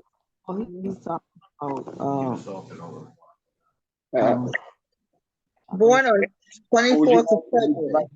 To read. Born on 24th. Huh? I said, can you read? Do you feel like reading, or do you want someone else to read? Oh, I could. If someone would volunteer, that would be nice. You have another volunteer to read. Thank you, Roslyn, for reading. No problem. It's on. Exactly. Somebody said Yasin Bey. That's what he came to. Yasin Bey. That's Mos Def. Go ahead. Somebody's there to. Somebody's gonna help me read this real quick. Certainly. What you?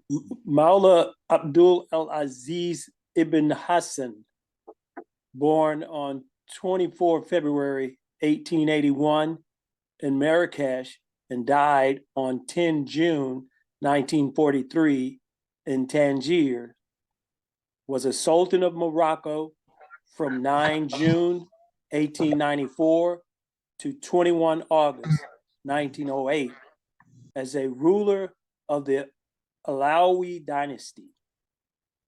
He was proclaimed Sultan at the age of 16 after the death of his father, Hassan I. Maula Abdulaziz tried to strengthen the central government by implementing a new tax on agriculture and livestock, a measure which was strongly opposed by sections of the society. This in turn led Abdulaziz to mortgage the customs revenues and to borrow heavily from the French, which was met with widespread revolt and a revolution that deposed him in 1908, a favor of his brother Abd al-Hafiz. Havid. Right. So you see, so it wasn't just Spain and Great Britain either, by the way. It was also France. And as you see, he was only 16 when he took the throne. This is part of the reasons why a monarchy is not sustainable. You know, because it's based in the bloodline. So the father passes away, the son might be 16 and he don't know nothing, you know. He's still, and he may be well educated in the matters, but he's still immature. He's still a kid, man. You know, he ain't ready to run an empire. So because of that, he made bad decisions and it caused the empire to spiral out of control. You can continue, brother. Early reign.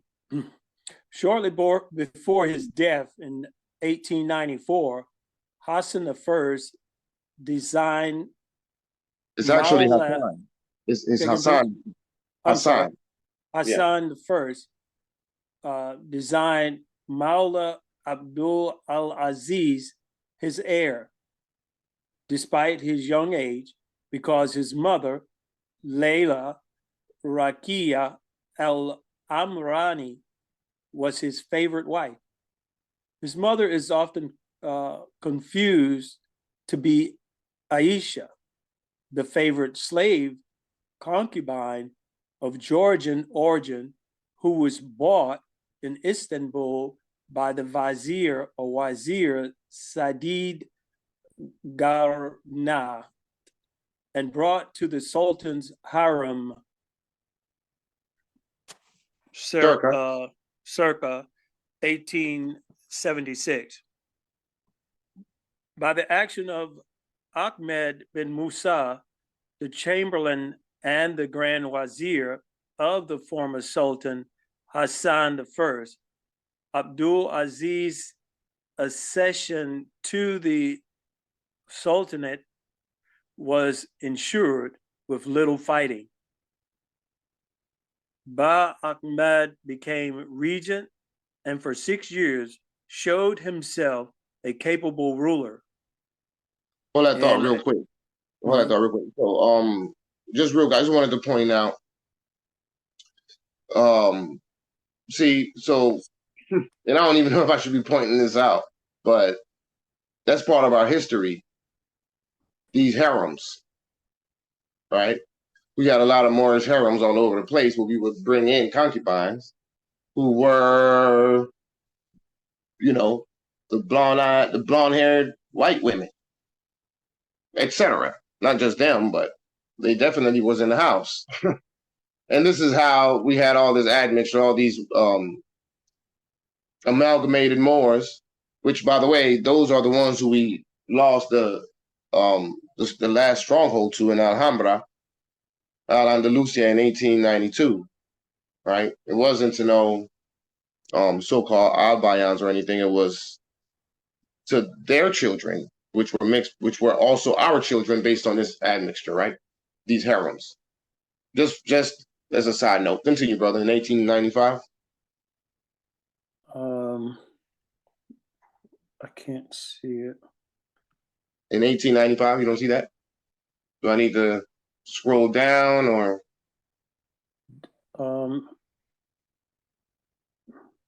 Maybe you need, are you on the phone? Maybe you need to turn it sideways. No, I'm on a tablet.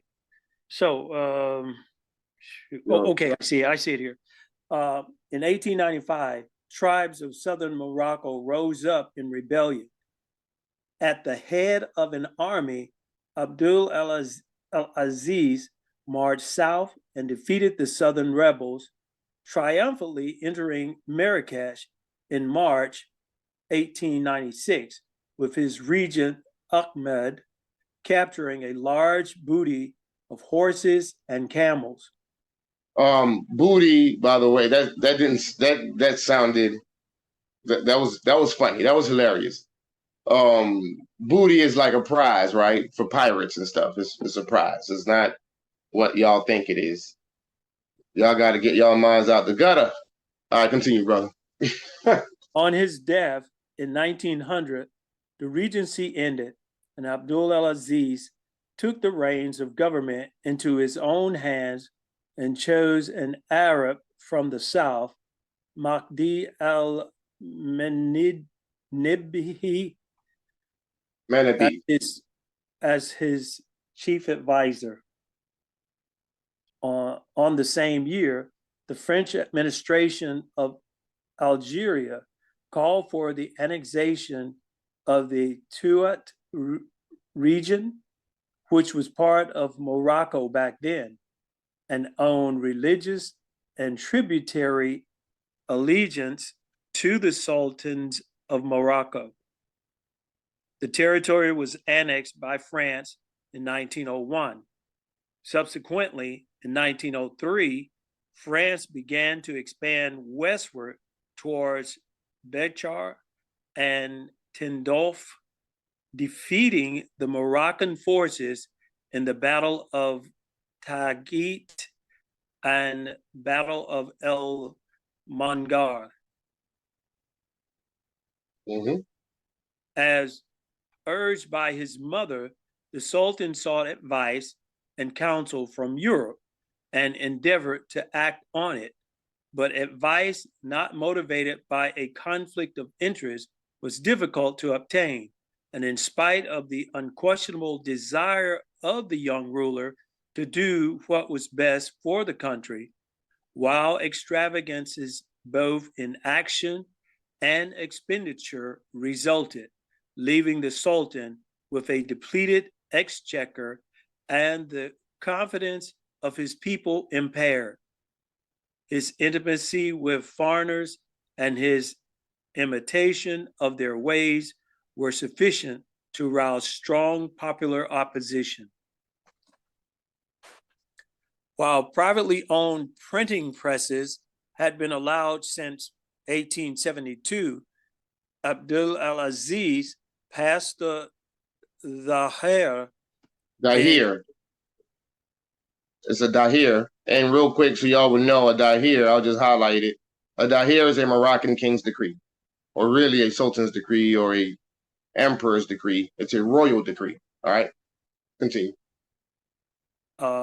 Passed a Dahir in 1897 that related what could be printed, allowing the Treaty of Fez to establish a board of censor publication and requiring that the judges be notified of any publication so as to avoid printing something that is not permitted. All right, hold that thought.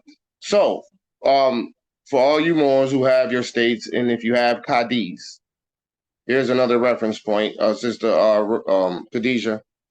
I remember I was telling you all that the Cadis are more like magistrates. So you see what it says there in that definition? A Qadi is the magistrate or judge of a Sharia court who also exercises extrajudicial functions such as mediation, guardianship over orphans and mirrors, and supervision and audition. Minors. I don't know why I said mirrors. Organs and minors, and supervision and audition of public works, right? And we have to kind of like fix that a little bit because we have them simply as just tax deed assessors. So there's some changes that got to be made with that. You understand what I'm saying now, sister? Yes. And everyone else who have their states, who got Qadis in your states as officers, that's the change that's got to take place at some point. Just putting that out there. Islam, constitutional reform, I believe is what you're looking Yeah, there you go.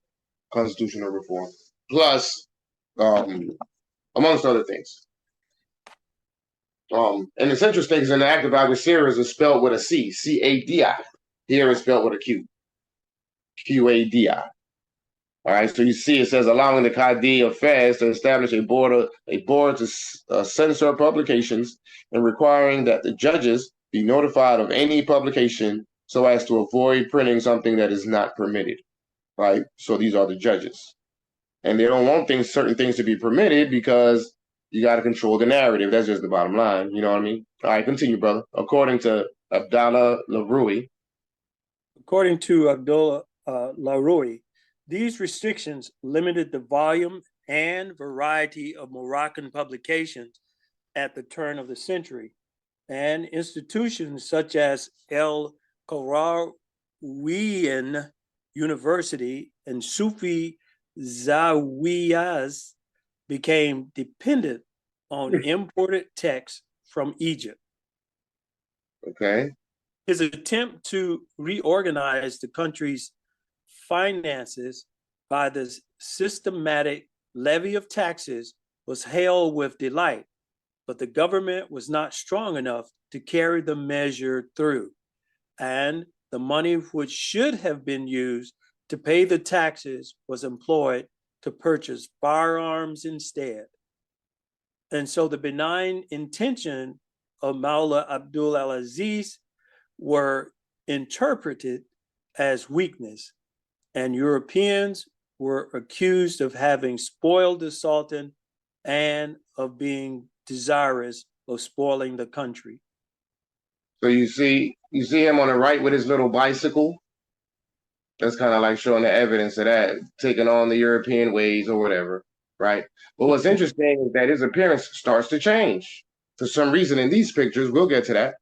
Continue, brother. When you were going to say something? No. Okay. When British engineers were employed to survey the route for a railway between Meknes and Fez, this was reported as indicating the sale of the country outright. The strong opposition of the people was aroused, and a revolt broke out near the Algerian frontier.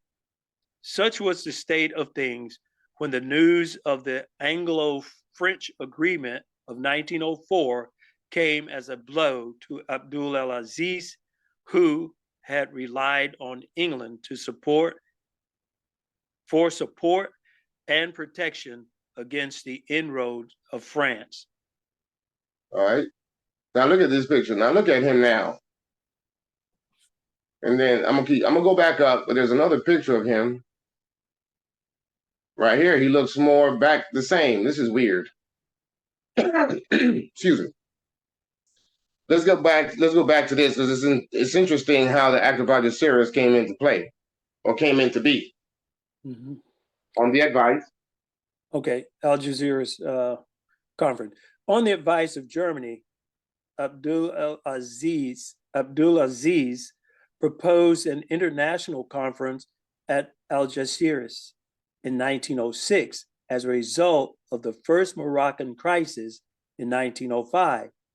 To consult upon methods of reform, the Sultan's desire being to ensure a state of affairs which would leave foreigners with no excuse to interfere in the control of the country and thereby promote its welfare, which he had earnestly desired from his accession to power. All right, hold that thought real quick. I meant to point something out at the top.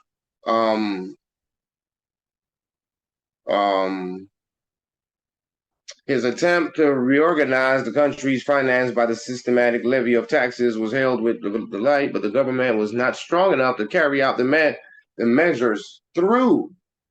Why was the government not strong enough to carry out the measures through? Okay, let's go back down. So now It says on the advice of Germany, Abdulaziz proposed an international conference of Algeciras in 1906 as a result of the first Moroccan crisis in 1905 to consult upon methods of reforms. The Sultan's desire being to ensure a state of affairs which would leave foreigners with no excuse to interfere in the control of the country and thereby promote its welfare, which he had earnestly desired from his accession to power. He wasn't having much control over the empire, right? You see, it was slipping out of his fingers. He didn't have the government didn't have enough oomph, right, to carry these reforms through. So therefore, who do we need? The European. No. Why did the Act of Algeciras come to existence? Remember, he's trying to get away from the Europeans.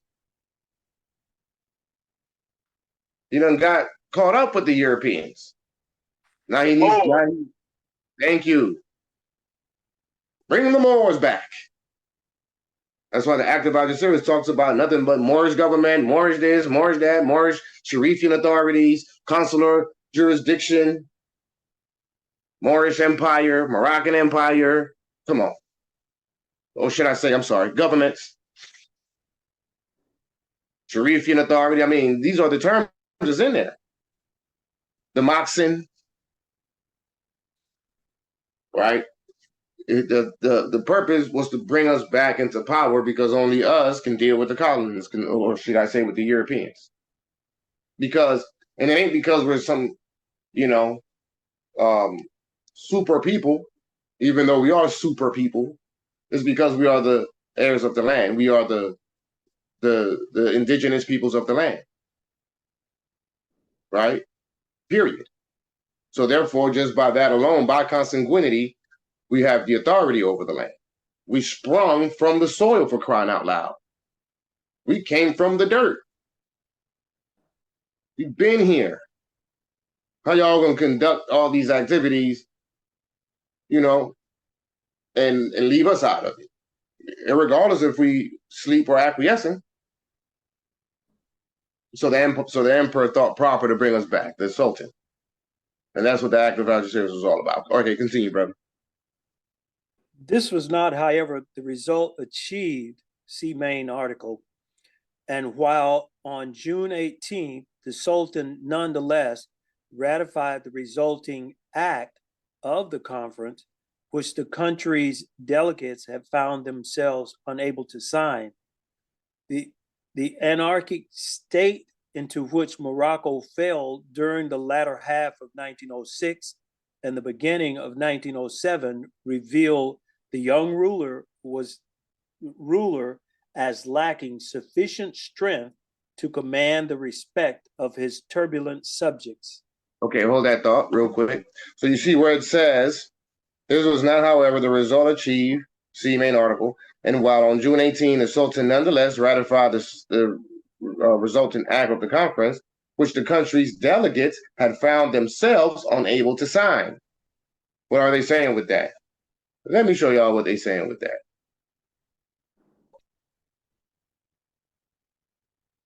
Okay. Okay, so this is the Act of Algeciras. Close your eyes. I'm about to scroll all the way down real fast. Where is it? Nope, keep going. All right, here's the signatory powers.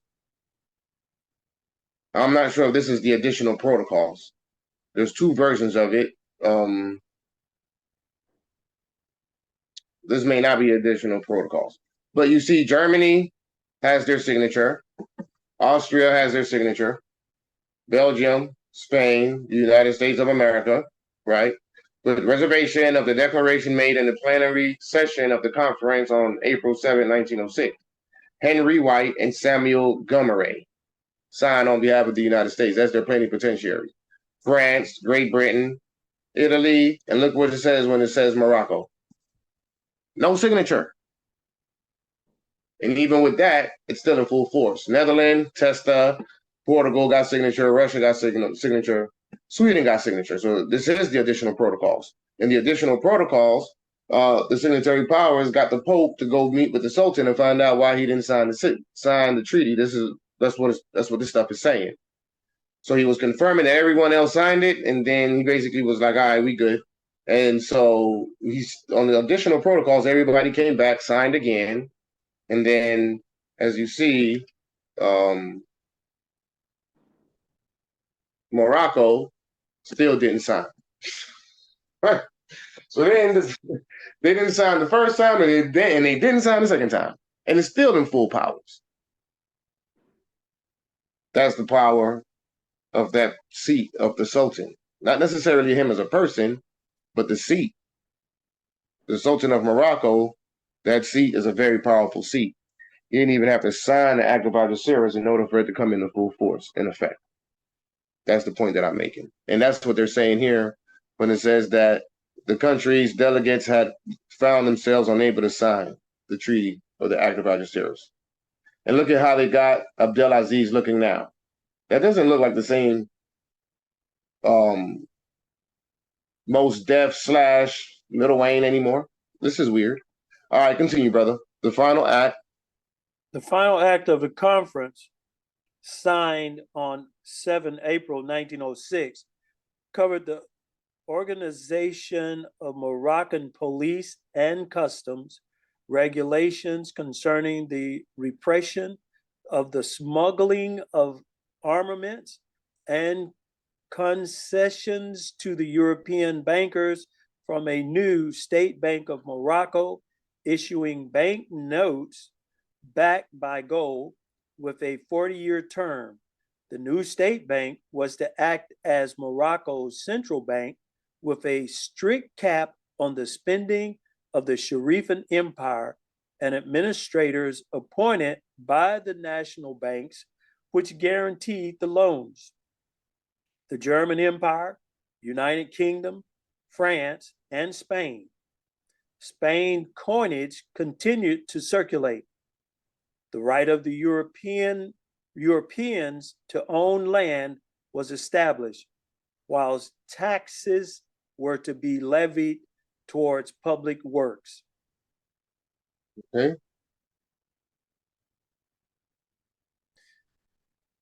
Rebellion of Bu Hamara.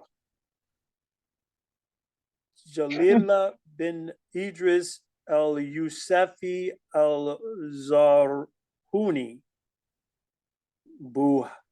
Buhamara, appeared in northeast Morocco in 1902, claiming to be Abdul al-Aziz's older brother and the rightful heir to the throne. He had spent time in Fez and learned the politics of the Maxan. The pretender to the throne established a rival Maxan in a remote region between Malila and Ujda, traded with Europe and collected customs duties, imported arms, granted Europeans mining rights to iron and lead in their reef, and claimed to be the Mahdi.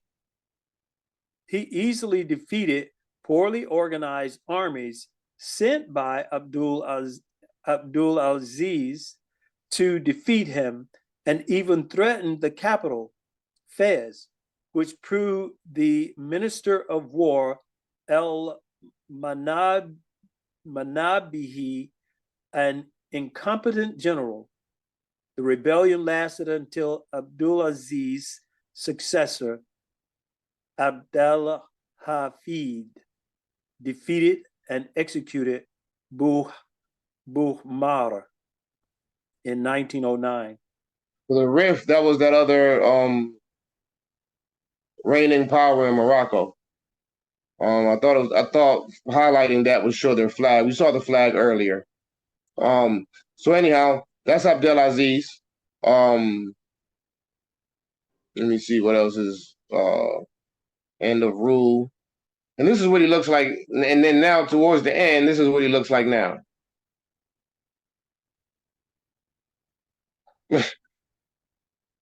Back to Mos Def / Lil Wayne. With the hoodie. Look like my cousin, man. Yeah. He looks like my cousin. Except what's interesting is, why do they have him looking like this all of a sudden?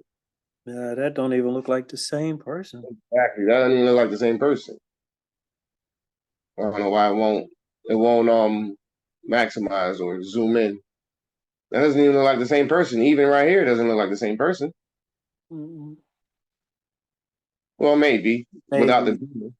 Yeah, maybe without the beard. Right. But yeah, this guy, man, he looks very this guy. Tell me that doesn't look like Lil Wayne or Mos Def or something like this. Come on, he looks like one of us.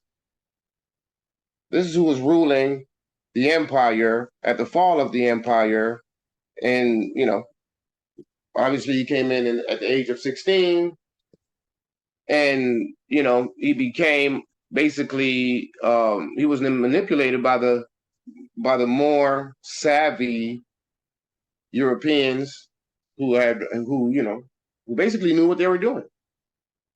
But that's not really the time period in which we lost power, right? Because remember, during this time period, it was mostly those Arabs. I'm glad to see that this brother here looked like us, but they were mostly Arabs. Our empire started spiraling out of control back in 1492 when Boabdil, that he was the king of one of those dynasties at the time, gave up the keys to King Ferdinand and Queen Isabella, right? And that's when it started. That's when, the word America came into the lexicon in the 1500s, not too long after the taking of Granada. And it started bleeding over, expanding over into the land of milk and honey, right? But everybody might want to call America, but it's actually the Maghreb, Morocco of the farthest west. To close out, this is all I could find. And this is what they gave me. Look at this guy, right? This is at the top, it says 19 stunning paintings from Morocco by Joseph Tapirio Barro between 1836 and 1913. So you got this guy. It says the Sharif of Kozani. Now, as I continue to scroll, you'll see something interesting. Look at the population that's being described in Morocco between 1836 and 1913. It's kind of sort of similar to what we see today in American jurisdiction, if you will. Right? So this looks like a white man, except he's wearing Moorish garb. Now, if we keep going, you got this other one. It says old man, right? At the bottom left, you'll see the title to it. He's got a fez on. Then you got this guy, a Moorish man. They got the same clothes on, but it's two different phenotypes. Right? But it says a Moorish man. Berber bride. And then this picture here, it says a Moroccan man, but here it says Prado and presence of the Lord. But when you first click on that picture is actually labeled as a Moroccan man. Holy man. Really? You really think so? Okay. Holy man from Marrakesh. See, that's the other holy man. So this dude here is a holy man in Morocco, and so is this guy. Interesting, huh? Nubia is what it says at the bottom, but that's another that's a Moroccan woman. From Marrakesh. Look at this guy. Holy Darkawi, man from Talifalt. Profile of an Oriental woman. a Moroccan man looking like Wesley Snipes. He looked like New Jack City. This one says a Moroccan man. Man wearing a burnous. A girl with a green scarf. You see the population? Tangerine with red tarbouche. A Tangerine woman. Profile of a Moroccan man. Look at that Moroccan man. Don't that look like your uncle that be asking you for $10 every time he see you? Hey, nephew, you got $10? Queen of Tangier. Look at that sister. Moroccan. She was the queen of Tangier. Moroccan portrait is what it says at the bottom. In today's status, he looked like the weed man. I mean, come on, let's just keep it real. All I'm saying is that these people look just like us. This is what I'm trying to say. You can find a relation with them. Right now, as we speak, my man look like the weed man. Let's keep it real. I'm not trying, that's our peoples. It's KIF. We got control over KIF. Oh, you don't believe me? I'll go pull it up in a second. But I deal with that, man. This is the presentation. What time is it? It's 10:30, I believe. Well, 10 o'clock. It's 5 minutes to 10. I open the floor for comments, concerns, questions. Islam. Anything you guys want to bring to the table? Islam, Hakeem. Firstly, if you could, whenever you get the time, share some of the PDFs that you presented in the AMPAG Media Telegram, if possible. Okay. Yes. I did want to make a statement regarding the Moorish flag because there's a lot of, how would you say, dissent or slander going around regarding the flag and our decision as a collective of states to alter the design. And this is primarily coming from the same Moor or Moors who believe that the temples are states. Right? Now, for those in the call and those listening in later on, if the Moorish Science Temple of America is a state government, why is it that they never challenged the Kingdom of Morocco for taking the empire's flag? Why did they never bring a case to the ICJ, since they're a state or claiming to be a state? Right. Why did they not challenge that to get their flag back? Right. Could be that they're just full of it right now. Yeah. And that's not a diss to the temples. It's specifically targeting this particular VHS scholar. But right. I yield with that. That's all. Interestingly enough, first of all, let me say that gentleman, the Jamaican bobsled team, gentleman, he was part of a government. So it's okay for him to be a part of a government, so-called government, or at least a constitutional convention to establish a government. Oh, I'm familiar. I know you're familiar. But yet, they want to slander everything we do. Here's what I would say to that. To the Canadian Moorish American. That flag does not, in no way, shape, form, or fashion, represent you or your crew or any of y'all. This flag represents Moroccans of the Moroccan Empire. The only ones who fall under the protections of that flag are Moroccans, Moroccan nationals of their several Moroccan states. It's not a Moorish American flag, and it's certainly not an American flag. You guys are the true Americans. Therefore, you got a flag. And that flag should be honored and respected. That's the good old red, white, and blue with the stripes and the stars. That's your flag. Because you're an American. You're the true American. The red flag with the 5-pointed green star belongs to Morocco. It's recognized as such by the international community. But you can say it's your flag if you want, and that's fine with us as well. But we're talking about two separate jurisdictions, sir. And all y'all, one jurisdiction is the Moroccan Empire. And it's several Moroccan states, and the WRC, and its Moroccan nationals, and its Moroccan officers.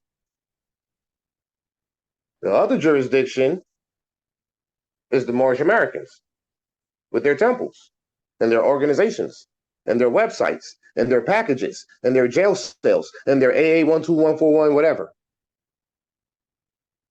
And their fraudulent flag. That's their jurisdiction. Now, if they choose not to choose between entire submissions to the laws of the empire and do as the prophets say, which was study, study, study to carry on the laws, and you choose to remain subjugated, then again, the laws of the country shall apply to you without any restrictions. You don't want to study your own Moorish treaties, because these aren't American treaties, these aren't colonist treaties, these aren't German treaties, these are Moorish treaties, who's given us back the sovereignty and independence, and these treaties predate Prophet Noble Jew Ali, by the way, and it's the supreme law of the land. So that's the first part of the answer and response to those slanders. It's interesting that earlier today I was speaking to the Qazi, and the Qazi raised a concern about, why do we deal with the Moorish Americans the way we do, essentially, right? But he wasn't aware of the fact that the Moorish Americans are the ones who slandering us. We're not slandering the Moorish Americans. The only thing we're doing with the Moorish Americans are trying to get them to realize and understand with reference points that they're not Moorish Americans, and that is not a actual recognized nationality. The nationality is Moroccan. And in our attempt to bring clarity to our people, they are in turn slandering us, saying things like we're naturalizing people. Well, we can't naturalize you if you've already been naturalized. The only thing left for us to do for you is to do the opposite of naturalization, which is nationalization. That's what we do. We nationalize. We don't naturalize. You've already been naturalized. So there's about 3 groups of people in the American jurisdiction. You got white people, you got black people, and then you got Moorish Americans. We're not seeing any slander attack videos from white people. We're not seeing it from black people, but we're certainly seeing it from Moorish Americans without doing their due diligence. Like the Canadian Moorish American in his other slander video about the flag, he said that Meru State Republic created the empire flag. It's like, come on. Be competent if you're going to get on the mic. Do your research before you open your mouth. Meru State Republic is one of the 7 recognized states of the WRC. It wasn't Meru State Republic who created or designed or introduced the flag. It was the Wazir Regional Council, the WRC, after getting votes from all the Moroccan nationals and officials. The people voted for that flag.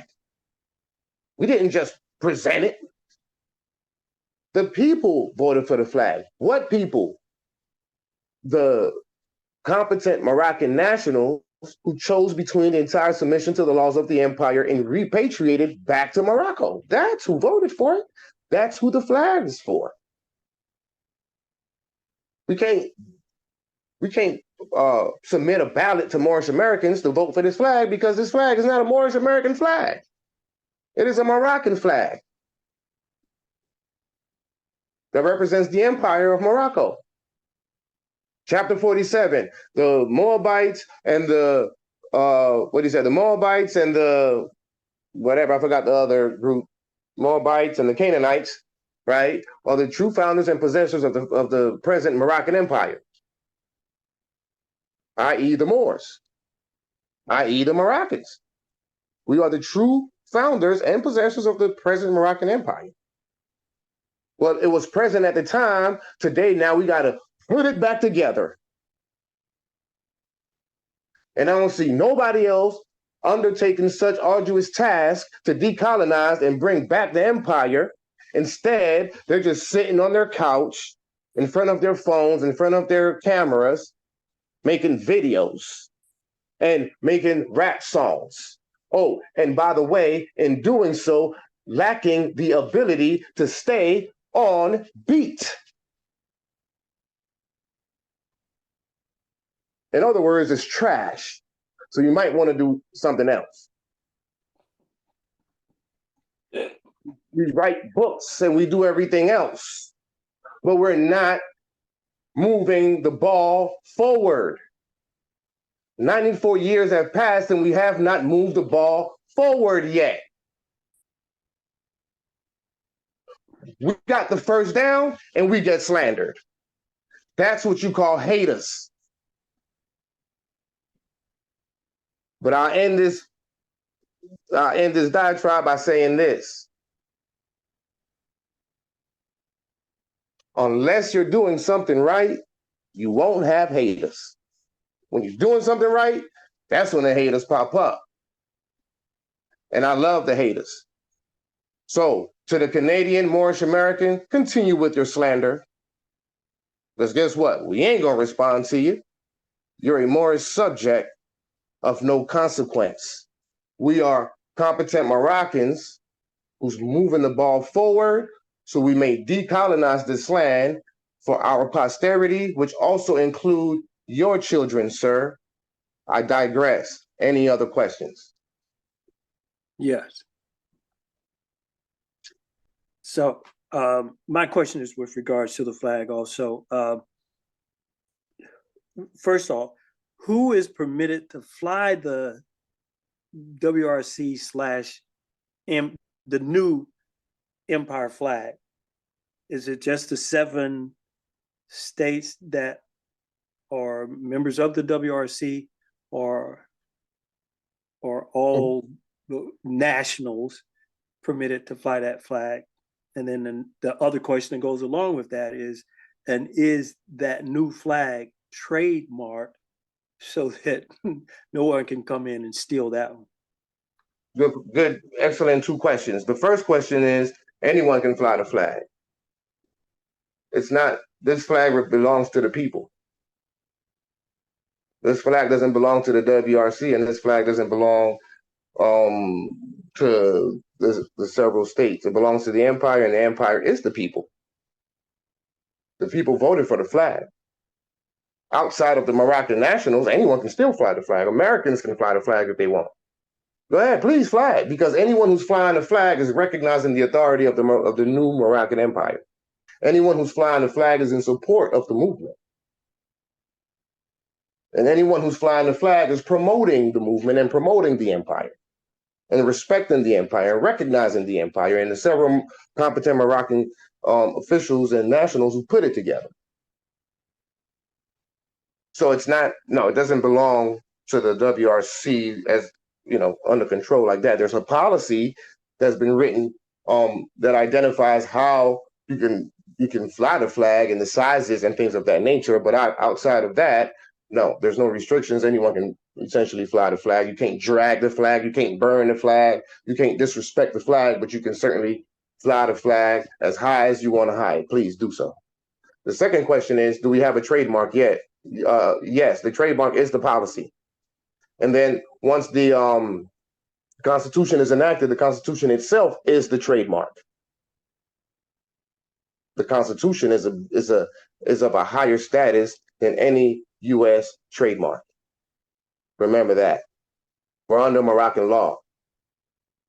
Moroccan law, not American law. And we've already recognized the flag as the flag for the empire. I'll give you another example. The Kingdom of Morocco's flag doesn't have a patent, doesn't have a trademark, but it is written in their constitution, isn't it? So now we got to respect it and honor it as such, unless we make a proper claim as the true Moroccans to get it back. But we thought proper to redesign the flag to represent this two additional principles, which would make it a Circle 7 flag: love, truth, peace, freedom, and justice, international law, Moroccan law. I hope I answered your question, good brother. Yes, thank you.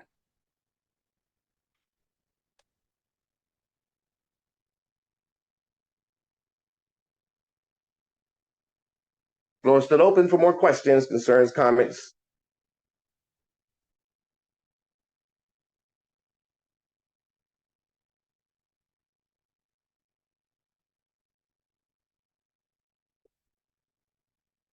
There's we already knew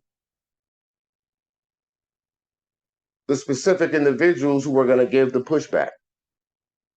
We expected that from them, right? But we would rather see competent individuals give pushback, because a competent individual would give pushback with reference points and not just words coming out of his mouth. See, that's a lack of competency. You don't have any reference points, you just coming out the side of your mouth. And you would say things like, well, Prophet Noble Ali didn't bring that, and Prophet Noble Ali said that flag flew over here for 10,000 years. Yeah, well, I can show you otherwise, that same flag was established only since 1915 with the 5-pointed star. And even then, during that time, the empire was still around. It's 2023, sir.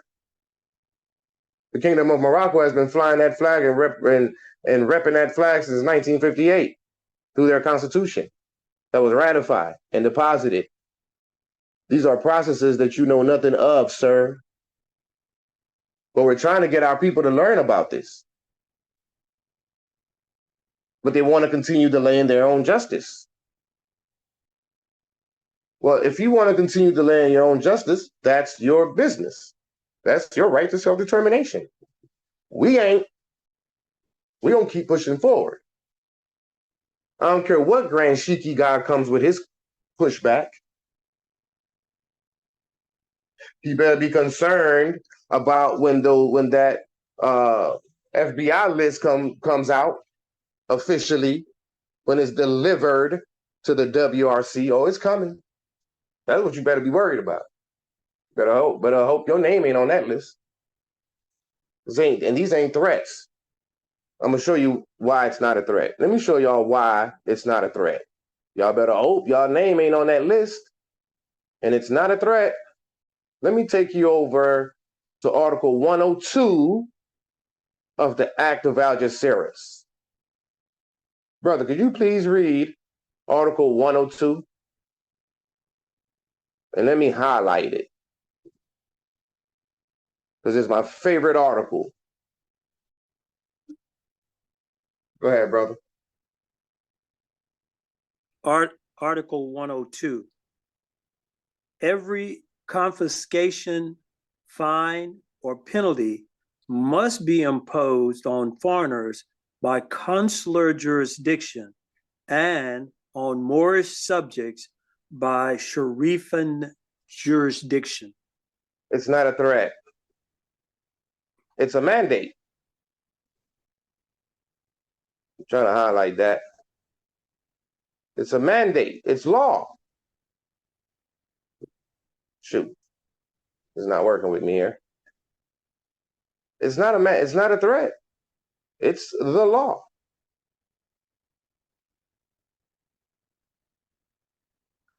and on Moorish subjects, that didn't highlight properly, and on Moorish subjects by Sharifian jurisdiction. Every confiscation, fine, or penalty must be imposed on foreigners by consular jurisdiction. So that would be your foreign Americans, what you might want to call the white man. But it ain't limited to the white man, right? Because Nigerians are foreigners as well.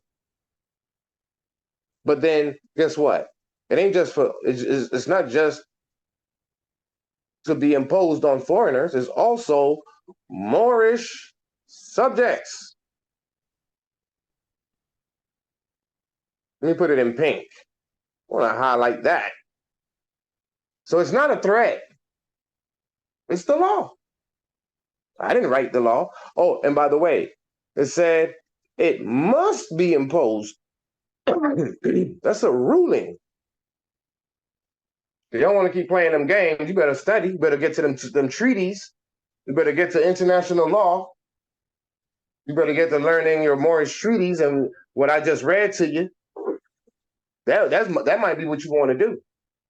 Instead of wasting your time slandering us, you better learn this law, because this law applies to you and it's coming. We're just building up slowly but surely. It's like a locomotive. It's like a train. The train doesn't start at 60 miles an hour. It builds up. And then it starts building up. The momentum gets to building up. And then it's unstoppable. It becomes this bullet, this speeding bullet, right? Racing to its destination. What's the destination? Decolonization. And we're all united as one on this train. One direction, one law, one people, one nationality, one flag, one seal, one everything. Many in body, one in mind. And we finna trample over every last one of you haters. Obstructionists is what we like to call you. Colonists and obstructionists. And we don't care if you're wearing a Fez right now.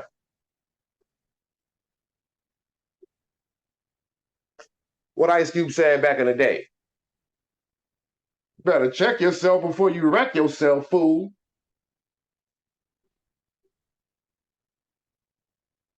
But we're doing this for the upliftment of fallen humanity. We finally found the answers to the test, and it's not something that we're keeping to ourselves. We're sharing it with everyone, giving you the reference point, right? And we're doing it for free. There is no barrier of entry into statehood. There is no cost of entry into statehood. Knowledge is free at the WRC. We give it up all for free. All the knowledge, all the experience. All the experience. We've been through some stuff with this over the past 2 years or so. Since the public inauguration of AMPAG in February of 2001. 2021. Yeah, there you go, 21. We had to deal with our own Moors within our states who came in with bad behavior. AMPAG had to deal with it. We all had to deal. Our biggest problem and our biggest challenge has been our own people. Brother Akeem, you had something? Yeah. Now that you mentioned AMPAG's starting up, or inauguration, or the signing of the Constitution, rather,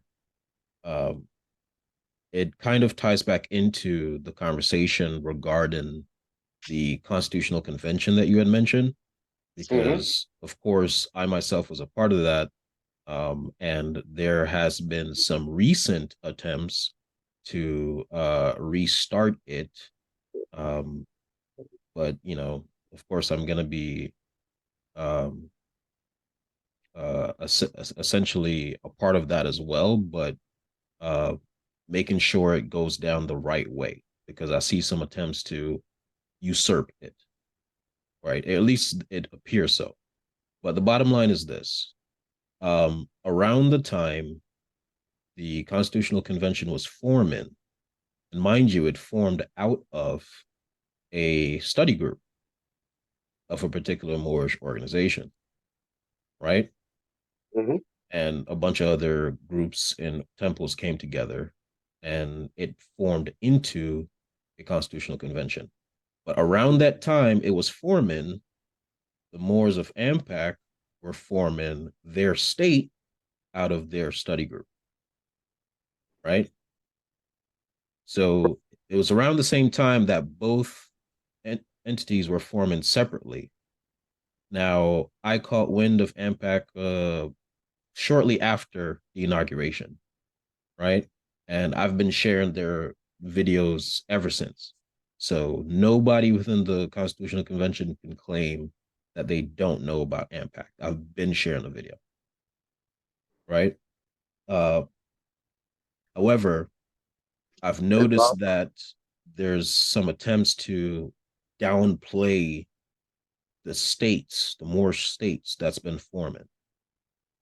And the main argument or the point that's being brought up is the difference in the number of people, which is a nonsensical argument if you think about it. Right. You know? And anybody who's ever watched that video I posted about Brother Hakim Bey from the Moorish Paradigm, and how he talked about the Mayflower Compact.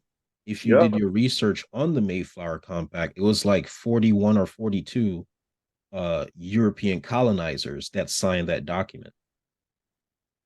They didn't need 200, 300 people. Right. You know, it doesn't take a whole lot of people to start a government. Nope. So the argument about the number of people that they had versus the number of people the states have is moot. You know, so I just want to touch on that real quick because I'm pretty sure that's not going to be the end of that argument, but I'll be there to address it if it comes up again. And when it comes up again, this is how you address it.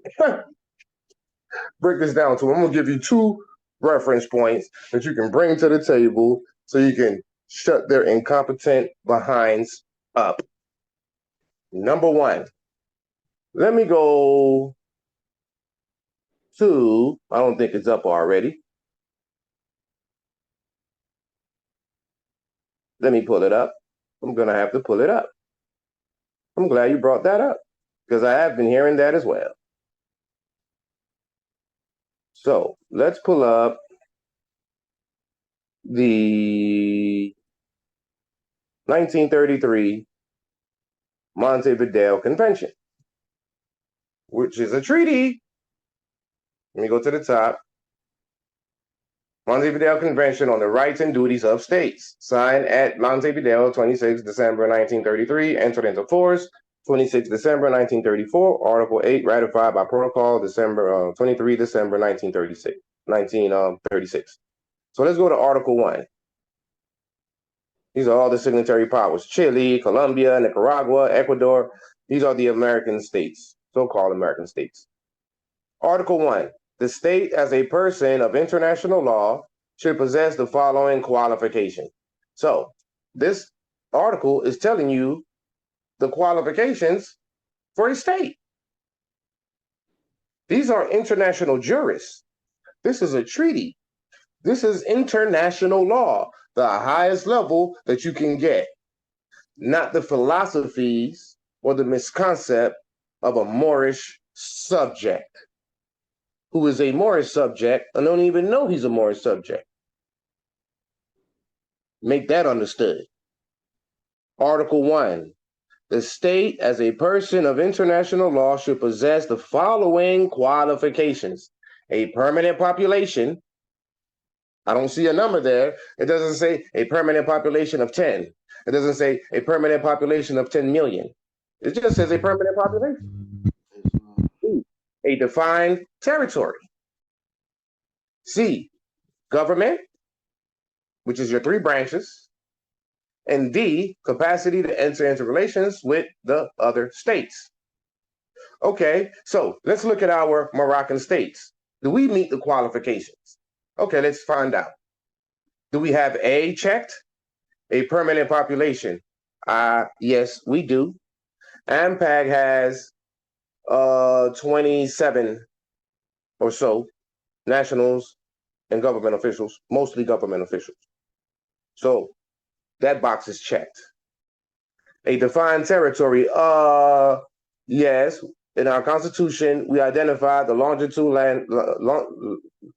latitude, the uti possidetis jurisdiction, the international borders of our state, which is the borders of the charter colony state of Georgia.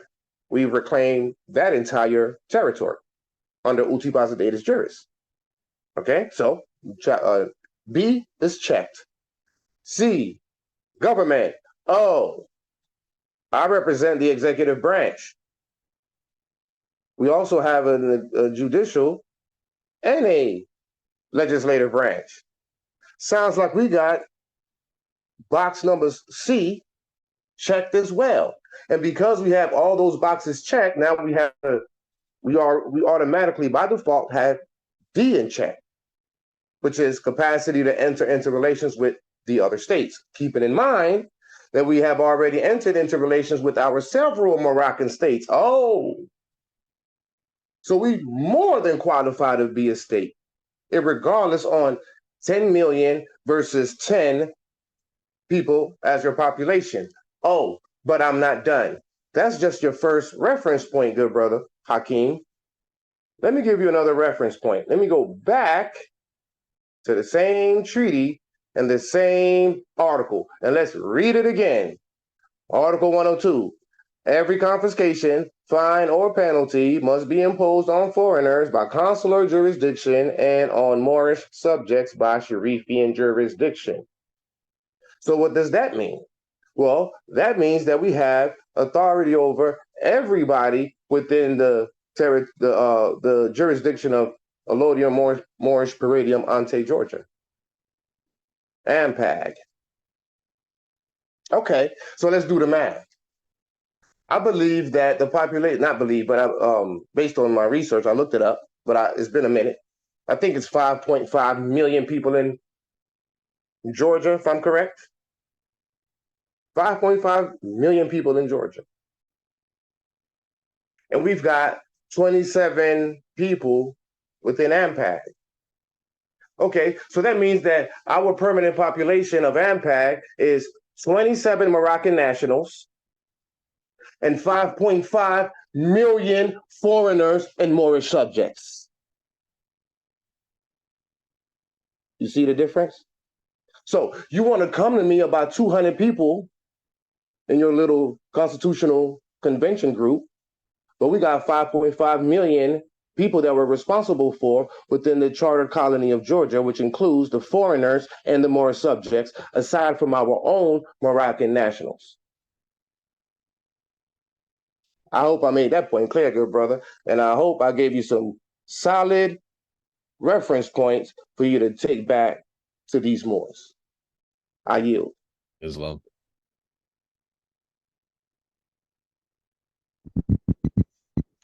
That is definitely a fact. That's not the first time I've heard it. Oh, we need millions of people. No, we don't. If you're doing it the right way, according to the treaty, they already exist. That's what you call a succession of state. That's us reclaiming the territory. That's why it's called Ante Georgia. Ante means before. Free Moorish estates before the colonists in Georgia even came into the picture. That's what AMPAG means. That's what AMPAC means, etc. We were here before. We are the indigenous people. And since the laws of, or the rules of international law forbids us from taking everything over as one state, which only makes sense actually, we have to take each border at a time. That's uti possidetis juris. So each Moor or Moorish group that's forming a state, they got to do so per territory. Trust territory. California, Georgia, Colorado, New York, Florida, one at a time. Start popping them up one at a time. Boom, boom, boom. Right now we got 7. First was Colorado. Colorado was reclaimed. Then Oregon was reclaimed. Then Georgia was reclaimed. Then Indiana was reclaimed. Then Texas was reclaimed. Then Michigan was reclaimed. And then North Carolina has been reclaimed. That's the 7 states we and reestablished Moorish government in those territories. As we continue the various states colonizing all the other territories. You still got another 6 or so states that are working on other territories. New York, Florida, Las Vegas, Massachusetts, Rhode Island. It just keeps going. Oh, we got to talk about that last one at some point. Okay, we'll do that. Islam. So each one of these states that are being reclaimed, they have their own permanent population. That would be the nationals of their state, and then also the foreigners and the Moorish subjects of that territory that they have reclaimed. We are governing, once we reclaim that territory, we are responsible for all the people within that territory. Foreigners and Moorish subjects. Now, the United States, they still have their own authority, their own jurisdiction over their own Americans, right? But we have the ultimate authority, especially over more subjects, but really both of them. It says it right here in the treaty. I didn't make it up. The Sultan put it in there. The Moxon put it in there. And all the colonists agreed to it. They signed it. Why did they agree to it, though? Okay. Excuse me. I don't know nothing about Germany. I don't know nothing about France. Is it here? Is it this one? Nope, this ain't it. I don't know anything about Russia. Convention between the kingdom. This ain't it. I don't know anything about any other country, any other colonial state. But I know about the United States because the United States told us why they agreed to these provisions. And here it is. And whereas the said General Act and additional protocol were signed by the plenipotentiaries of the United States of America under reservation to the following declaration. So whenever a treaty is agreed to or acceded to, the head of state, as part of the constitutional procedures, after it being ratified by the Senate or the legislative branch, and then signed into law by the president or the head of state, then comes a proclamation, a public proclamation from the head of state, right? And so that's what this is. The government of the United States of America having no political interest in Morocco. It starts off saying that automatically. They have no political interest in Morocco. So all of you Moors who are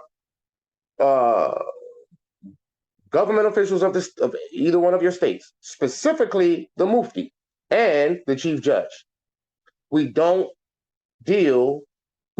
bring our cases to the federal level.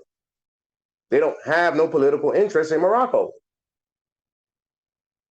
What they're supposed to do is to talk to your son. See, the state of Georgia is the son of the United States.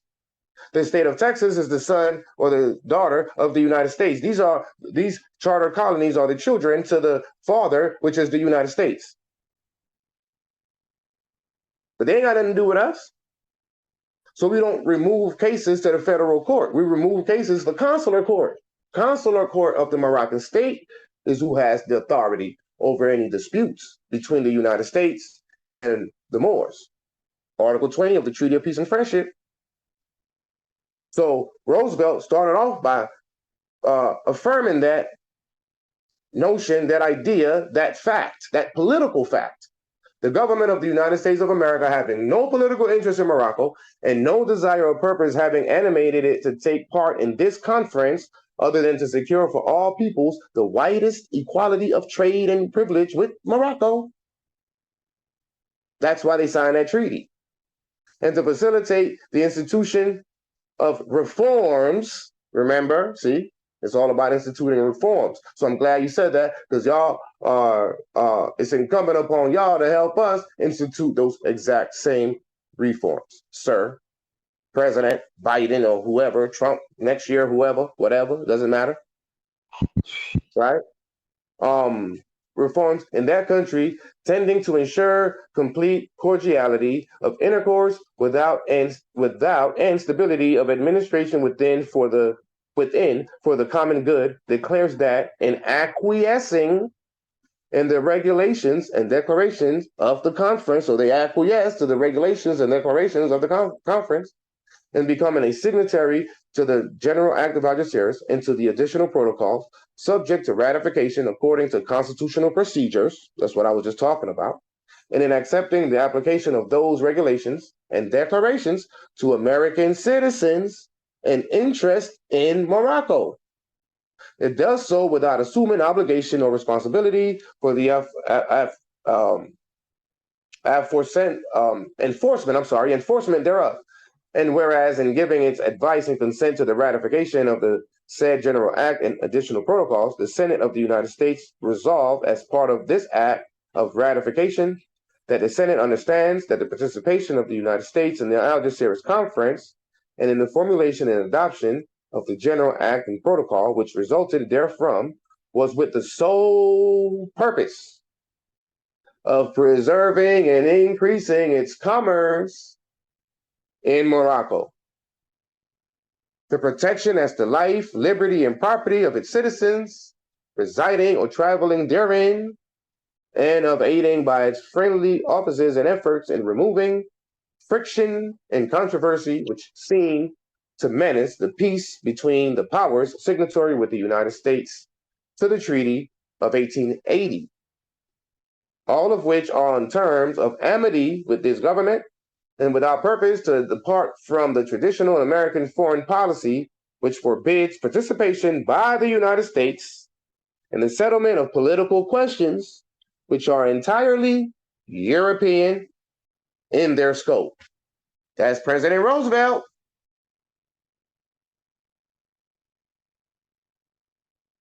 That's the President of the United States. They want to take part in commercial activity in Morocco. So let's sign this treaty.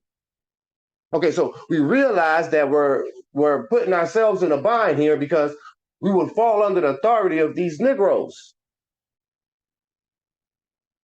So what we're gonna have to do is keep these Negroes away from this information. So we got to call them Negroes, blacks, and colors. We got to double down on that. And then we also got to put overseers over there who look just like them. And if we're able to pull this off, we can maintain our authority and not having to pay taxes in Morocco. We'll just have them pay us taxes instead of us paying the taxes. So we're gonna do a blood pact. We're gonna shake our hands. We're gonna cut our hands, the palm of our hands, and we're gonna shake hands in one big circle with a casket in the middle, with a skull and bone, a skull on the top of at the head part, the top of the casket, with fire pits all around, with hoodies on, right? And we're just gonna move in circles, holding hands, bloody hands, we're all cut up. This is our secret. We will never let this out, because if we let this out, we're losing our authority here in Morocco. That's what happened. That was their conversation in their Skull and Bone Society, in their Shriner Club. and their Daughters of American Revolution societies. The Boule. So you had the Negroes doing the same thing with their, sororities and fraternities. Feudal and Sigma, whatever, Theta, whatever. With your branding on your right shoulder or left shoulder, whatever Greek letters that got branded on you. So much secrets going so that we don't know nothing about the French protectorate, so we don't know nothing about no Moorish subject, and that we are that, and that we're under the jurisdiction and protections of France and the United States now. And wow.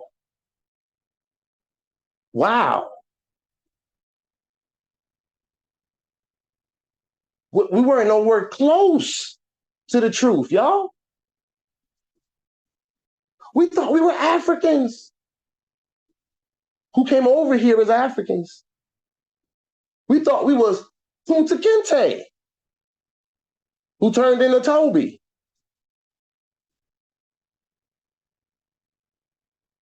That's wow, you know? It never would have happened without Alex Haley, W.E.B. Du Bois, whoever else.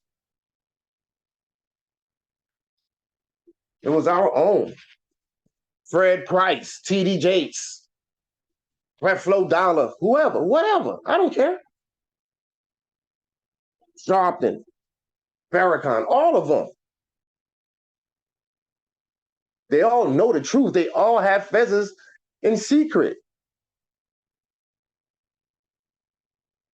They all come from some secret society. They took some oath and contract somewhere to get a 501c3, so now have to pay taxes so they can build up their financial empire. What reverend should have a freaking plane? Mega churches. And these same people are lining their pockets with their offerings and their tithings and their, God said you got to pay 10%.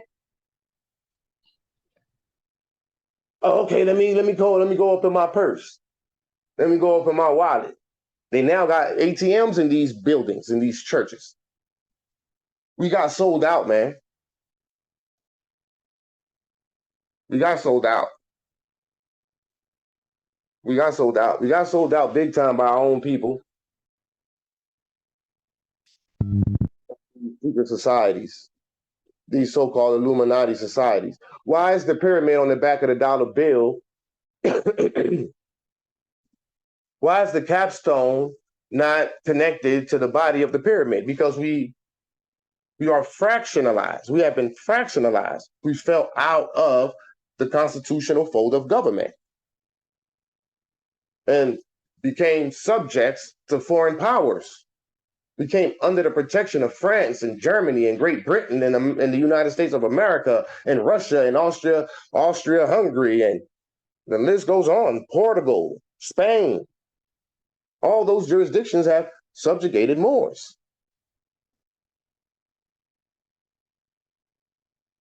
Just like over here, as Moorish Americans, or Black Americans, or African Americans, or Black Negro colored, or Hebrew Israelite, or whatever else you want to come up with, whatever other term, you call yourself whatever, call yourself an Olmec for all I care.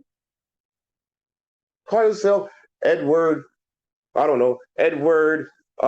Pocahontas, Eagle Blackfoot, Rainwater. Get you an Indian name. And live in the reservations under the authority of the United States as your great father. We're seeking sovereignty and independence. We're not seeking it, we are establishing it. We're not trying, we are doing it. Isn't that what Yoda told Luke? Don't try, do. Don't try. Do it. Nike don't say nothing about just try it. Nike says just do it. And we're just doing it. And now we're getting pushback from our own people because we're doing it. What people? Moorish Americans. Not all of them. Some of them are just sitting on the sidelines, just waiting to see what this thing gonna be. They don't have the testicular fortitude. They don't have the nerves. They don't have the courage to step out there. Keep it in mind that we've already encapsulated you. All of y'all are encapsulated. It's us who's at the front line of this. When them bullets start firing, it's us who's gonna get knocked out first. I'm at the front of the line with this. I'm at the front lines with this. Everyone else who's coming in is on the back. It's in the back. You're protected. I got you. We got you. We're gonna be the ones to fall first before y'all fall. But guess what? We're all doing the exact same things. So we're either gonna be successful together or we're gonna lose together. But we're doing the exact same thing. We ain't telling y'all to do something that we ain't doing. Again, we're on that same train, heading in that same direction with the same information, the same knowledge, the same everything. It's all one thing, one nationality, one people, one nation, under God, under Allah. Devontae has his hands raised. I apologize. I'm rambling. I was about to get off because there was crickets when I opened up the floor for questions, comments, and concerns. But if someone has something, I'll let you speak. What time is it? Oh, it's 10:45. 15 minutes over. I rambled a little bit too much. Go ahead, good brother. Then I got that. No, I was just going to mention like the same thing, learning the same information. And I think it's like when people just be researching information, it's like they looking at it to what they like cherry picking in basketball, trying to just pick out and stuff, certain stuff so that can push their own argument. But it's like once we study in international law, everything starts to be clear. Oh, the temples, they ain't got no constitution, or they ain't doing shit. Oh, and everybody else not doing shit. Again, we getting sold out, blah, blah, blah. So it's everything starts to become clear, and I think people are not again pushing and studying and looking at the treaties. Nowhere in the treaties it says American, Moorish American, that, you know what I'm saying? So yeah, I was just mentioning that people are a bit fearful, and again, they're not. They're just thinking we just handpicking people. Y'all just hand, and that's not true. Of course, we're doing information, studying information, and that's all I wanted to say for real. I'm excited about the new flag and all, for sure. But that's all I wanted to mention just real quick, and I yield the floor. Islam. Islam. For the record, it's a rated PG program, so no cursing, if you mind. Right. I apologize. Were you gonna say something, Hakeem? Yeah, to add to the fear aspect, a lot of Moors, whether they're VHS scholars or just other people, throughout the recent decades have built multiple businesses off of the false or incorrect or incompetent information that's been leading a lot of Moors to prison, right? They've been selling all types of stuffs from books that don't do anything, to fake nationality cards that's not backed by a government, right? To all sorts of stuff. And they have this business model. They're getting their finances, they're paying their mortgages while they're telling Moors go claim property. Right. Exactly. And they're getting all this benefit from the how would you say, false information. Yeah. Yeah. From it's another word that I used to use, but that's besides the point. Bottom line is they've built damn near an empire, business empire, off of the nonsense that's leading Moors astray.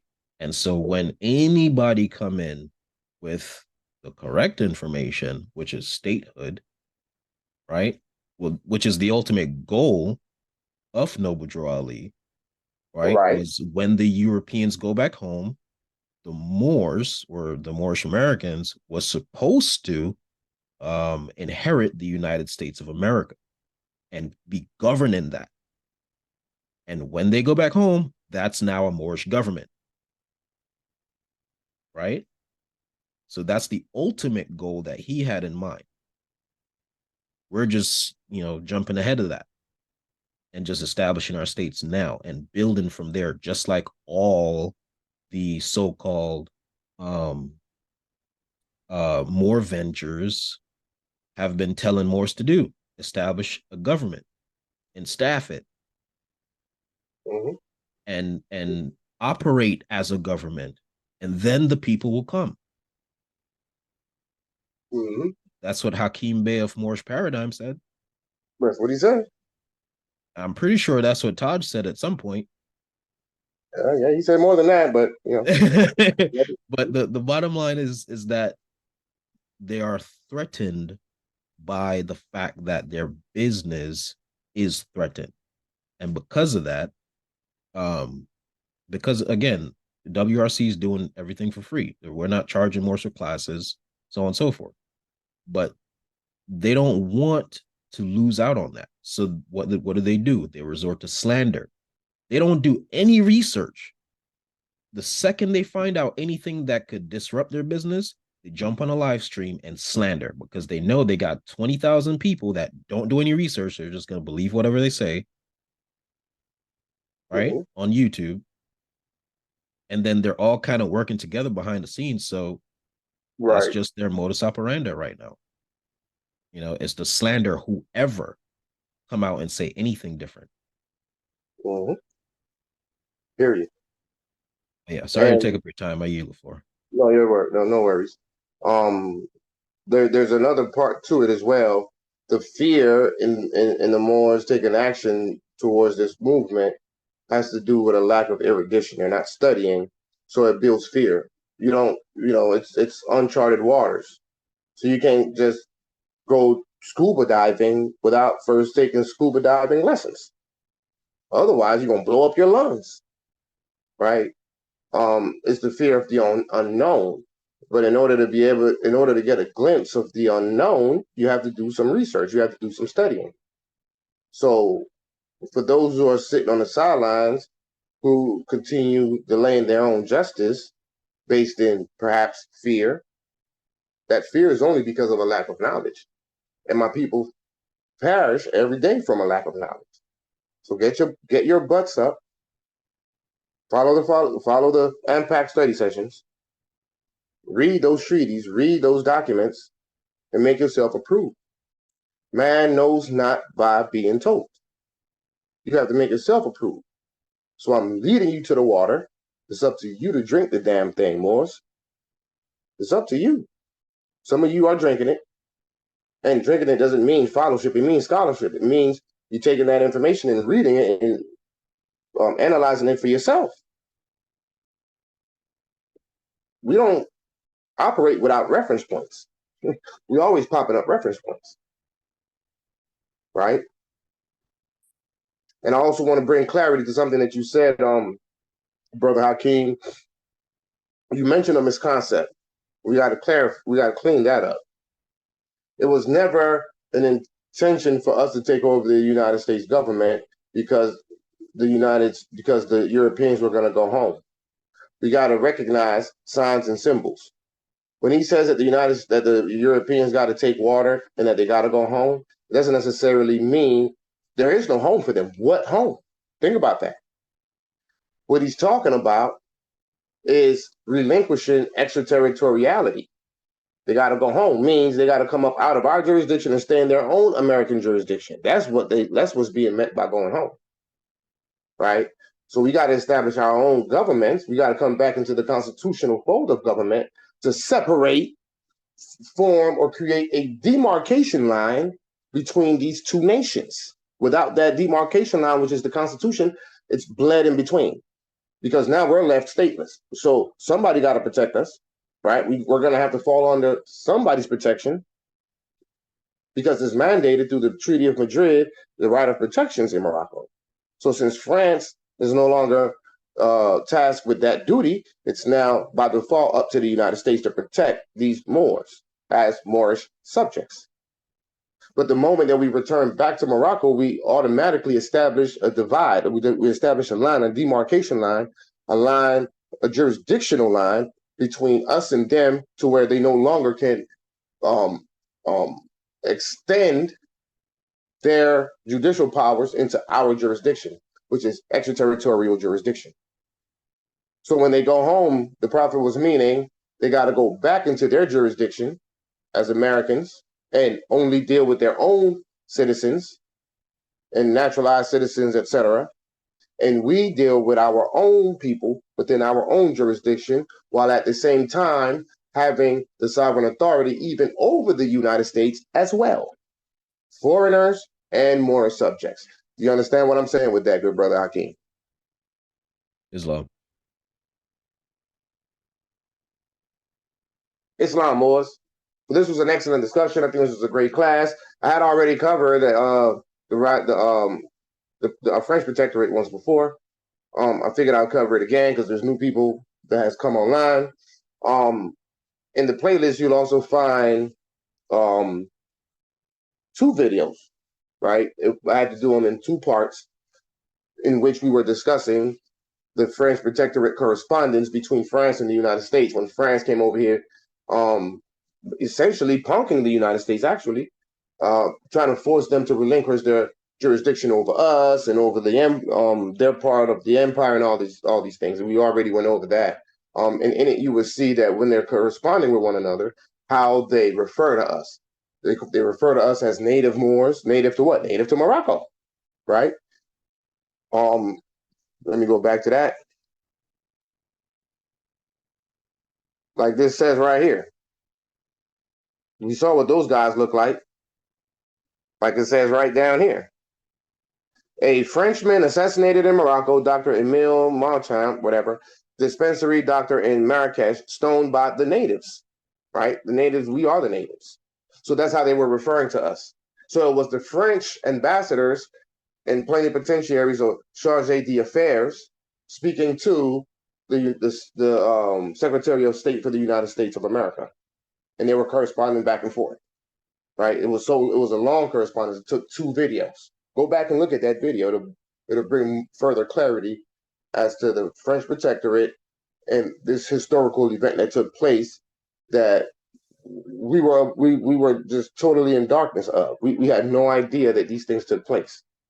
We were too busy trying to figure out how to get back to Africa instead of trying to figure out how to decolonize our homeland, which is Morocco, with us as the competent Moroccans or the Moorish people, Islam. So I'll end with that. I enjoyed this particular class. We'll be back at it again next week, same time, 7:30, please. It's not even about monetization because the channel is not monetized, but it's really a matter of getting the information out there. So like and share the videos so we can get the algorithms going. We need to get this information out there and do the same thing for AMPAG study sessions as well, and the Maru State Republic YouTube channel as well. Islam. So with that, I'll say peace and love, and may the blessings of Allah be upon you all. Islam always. Islam, good night. Islam. Islam Peace and love. family, have a great night, everyone. Islam, everybody.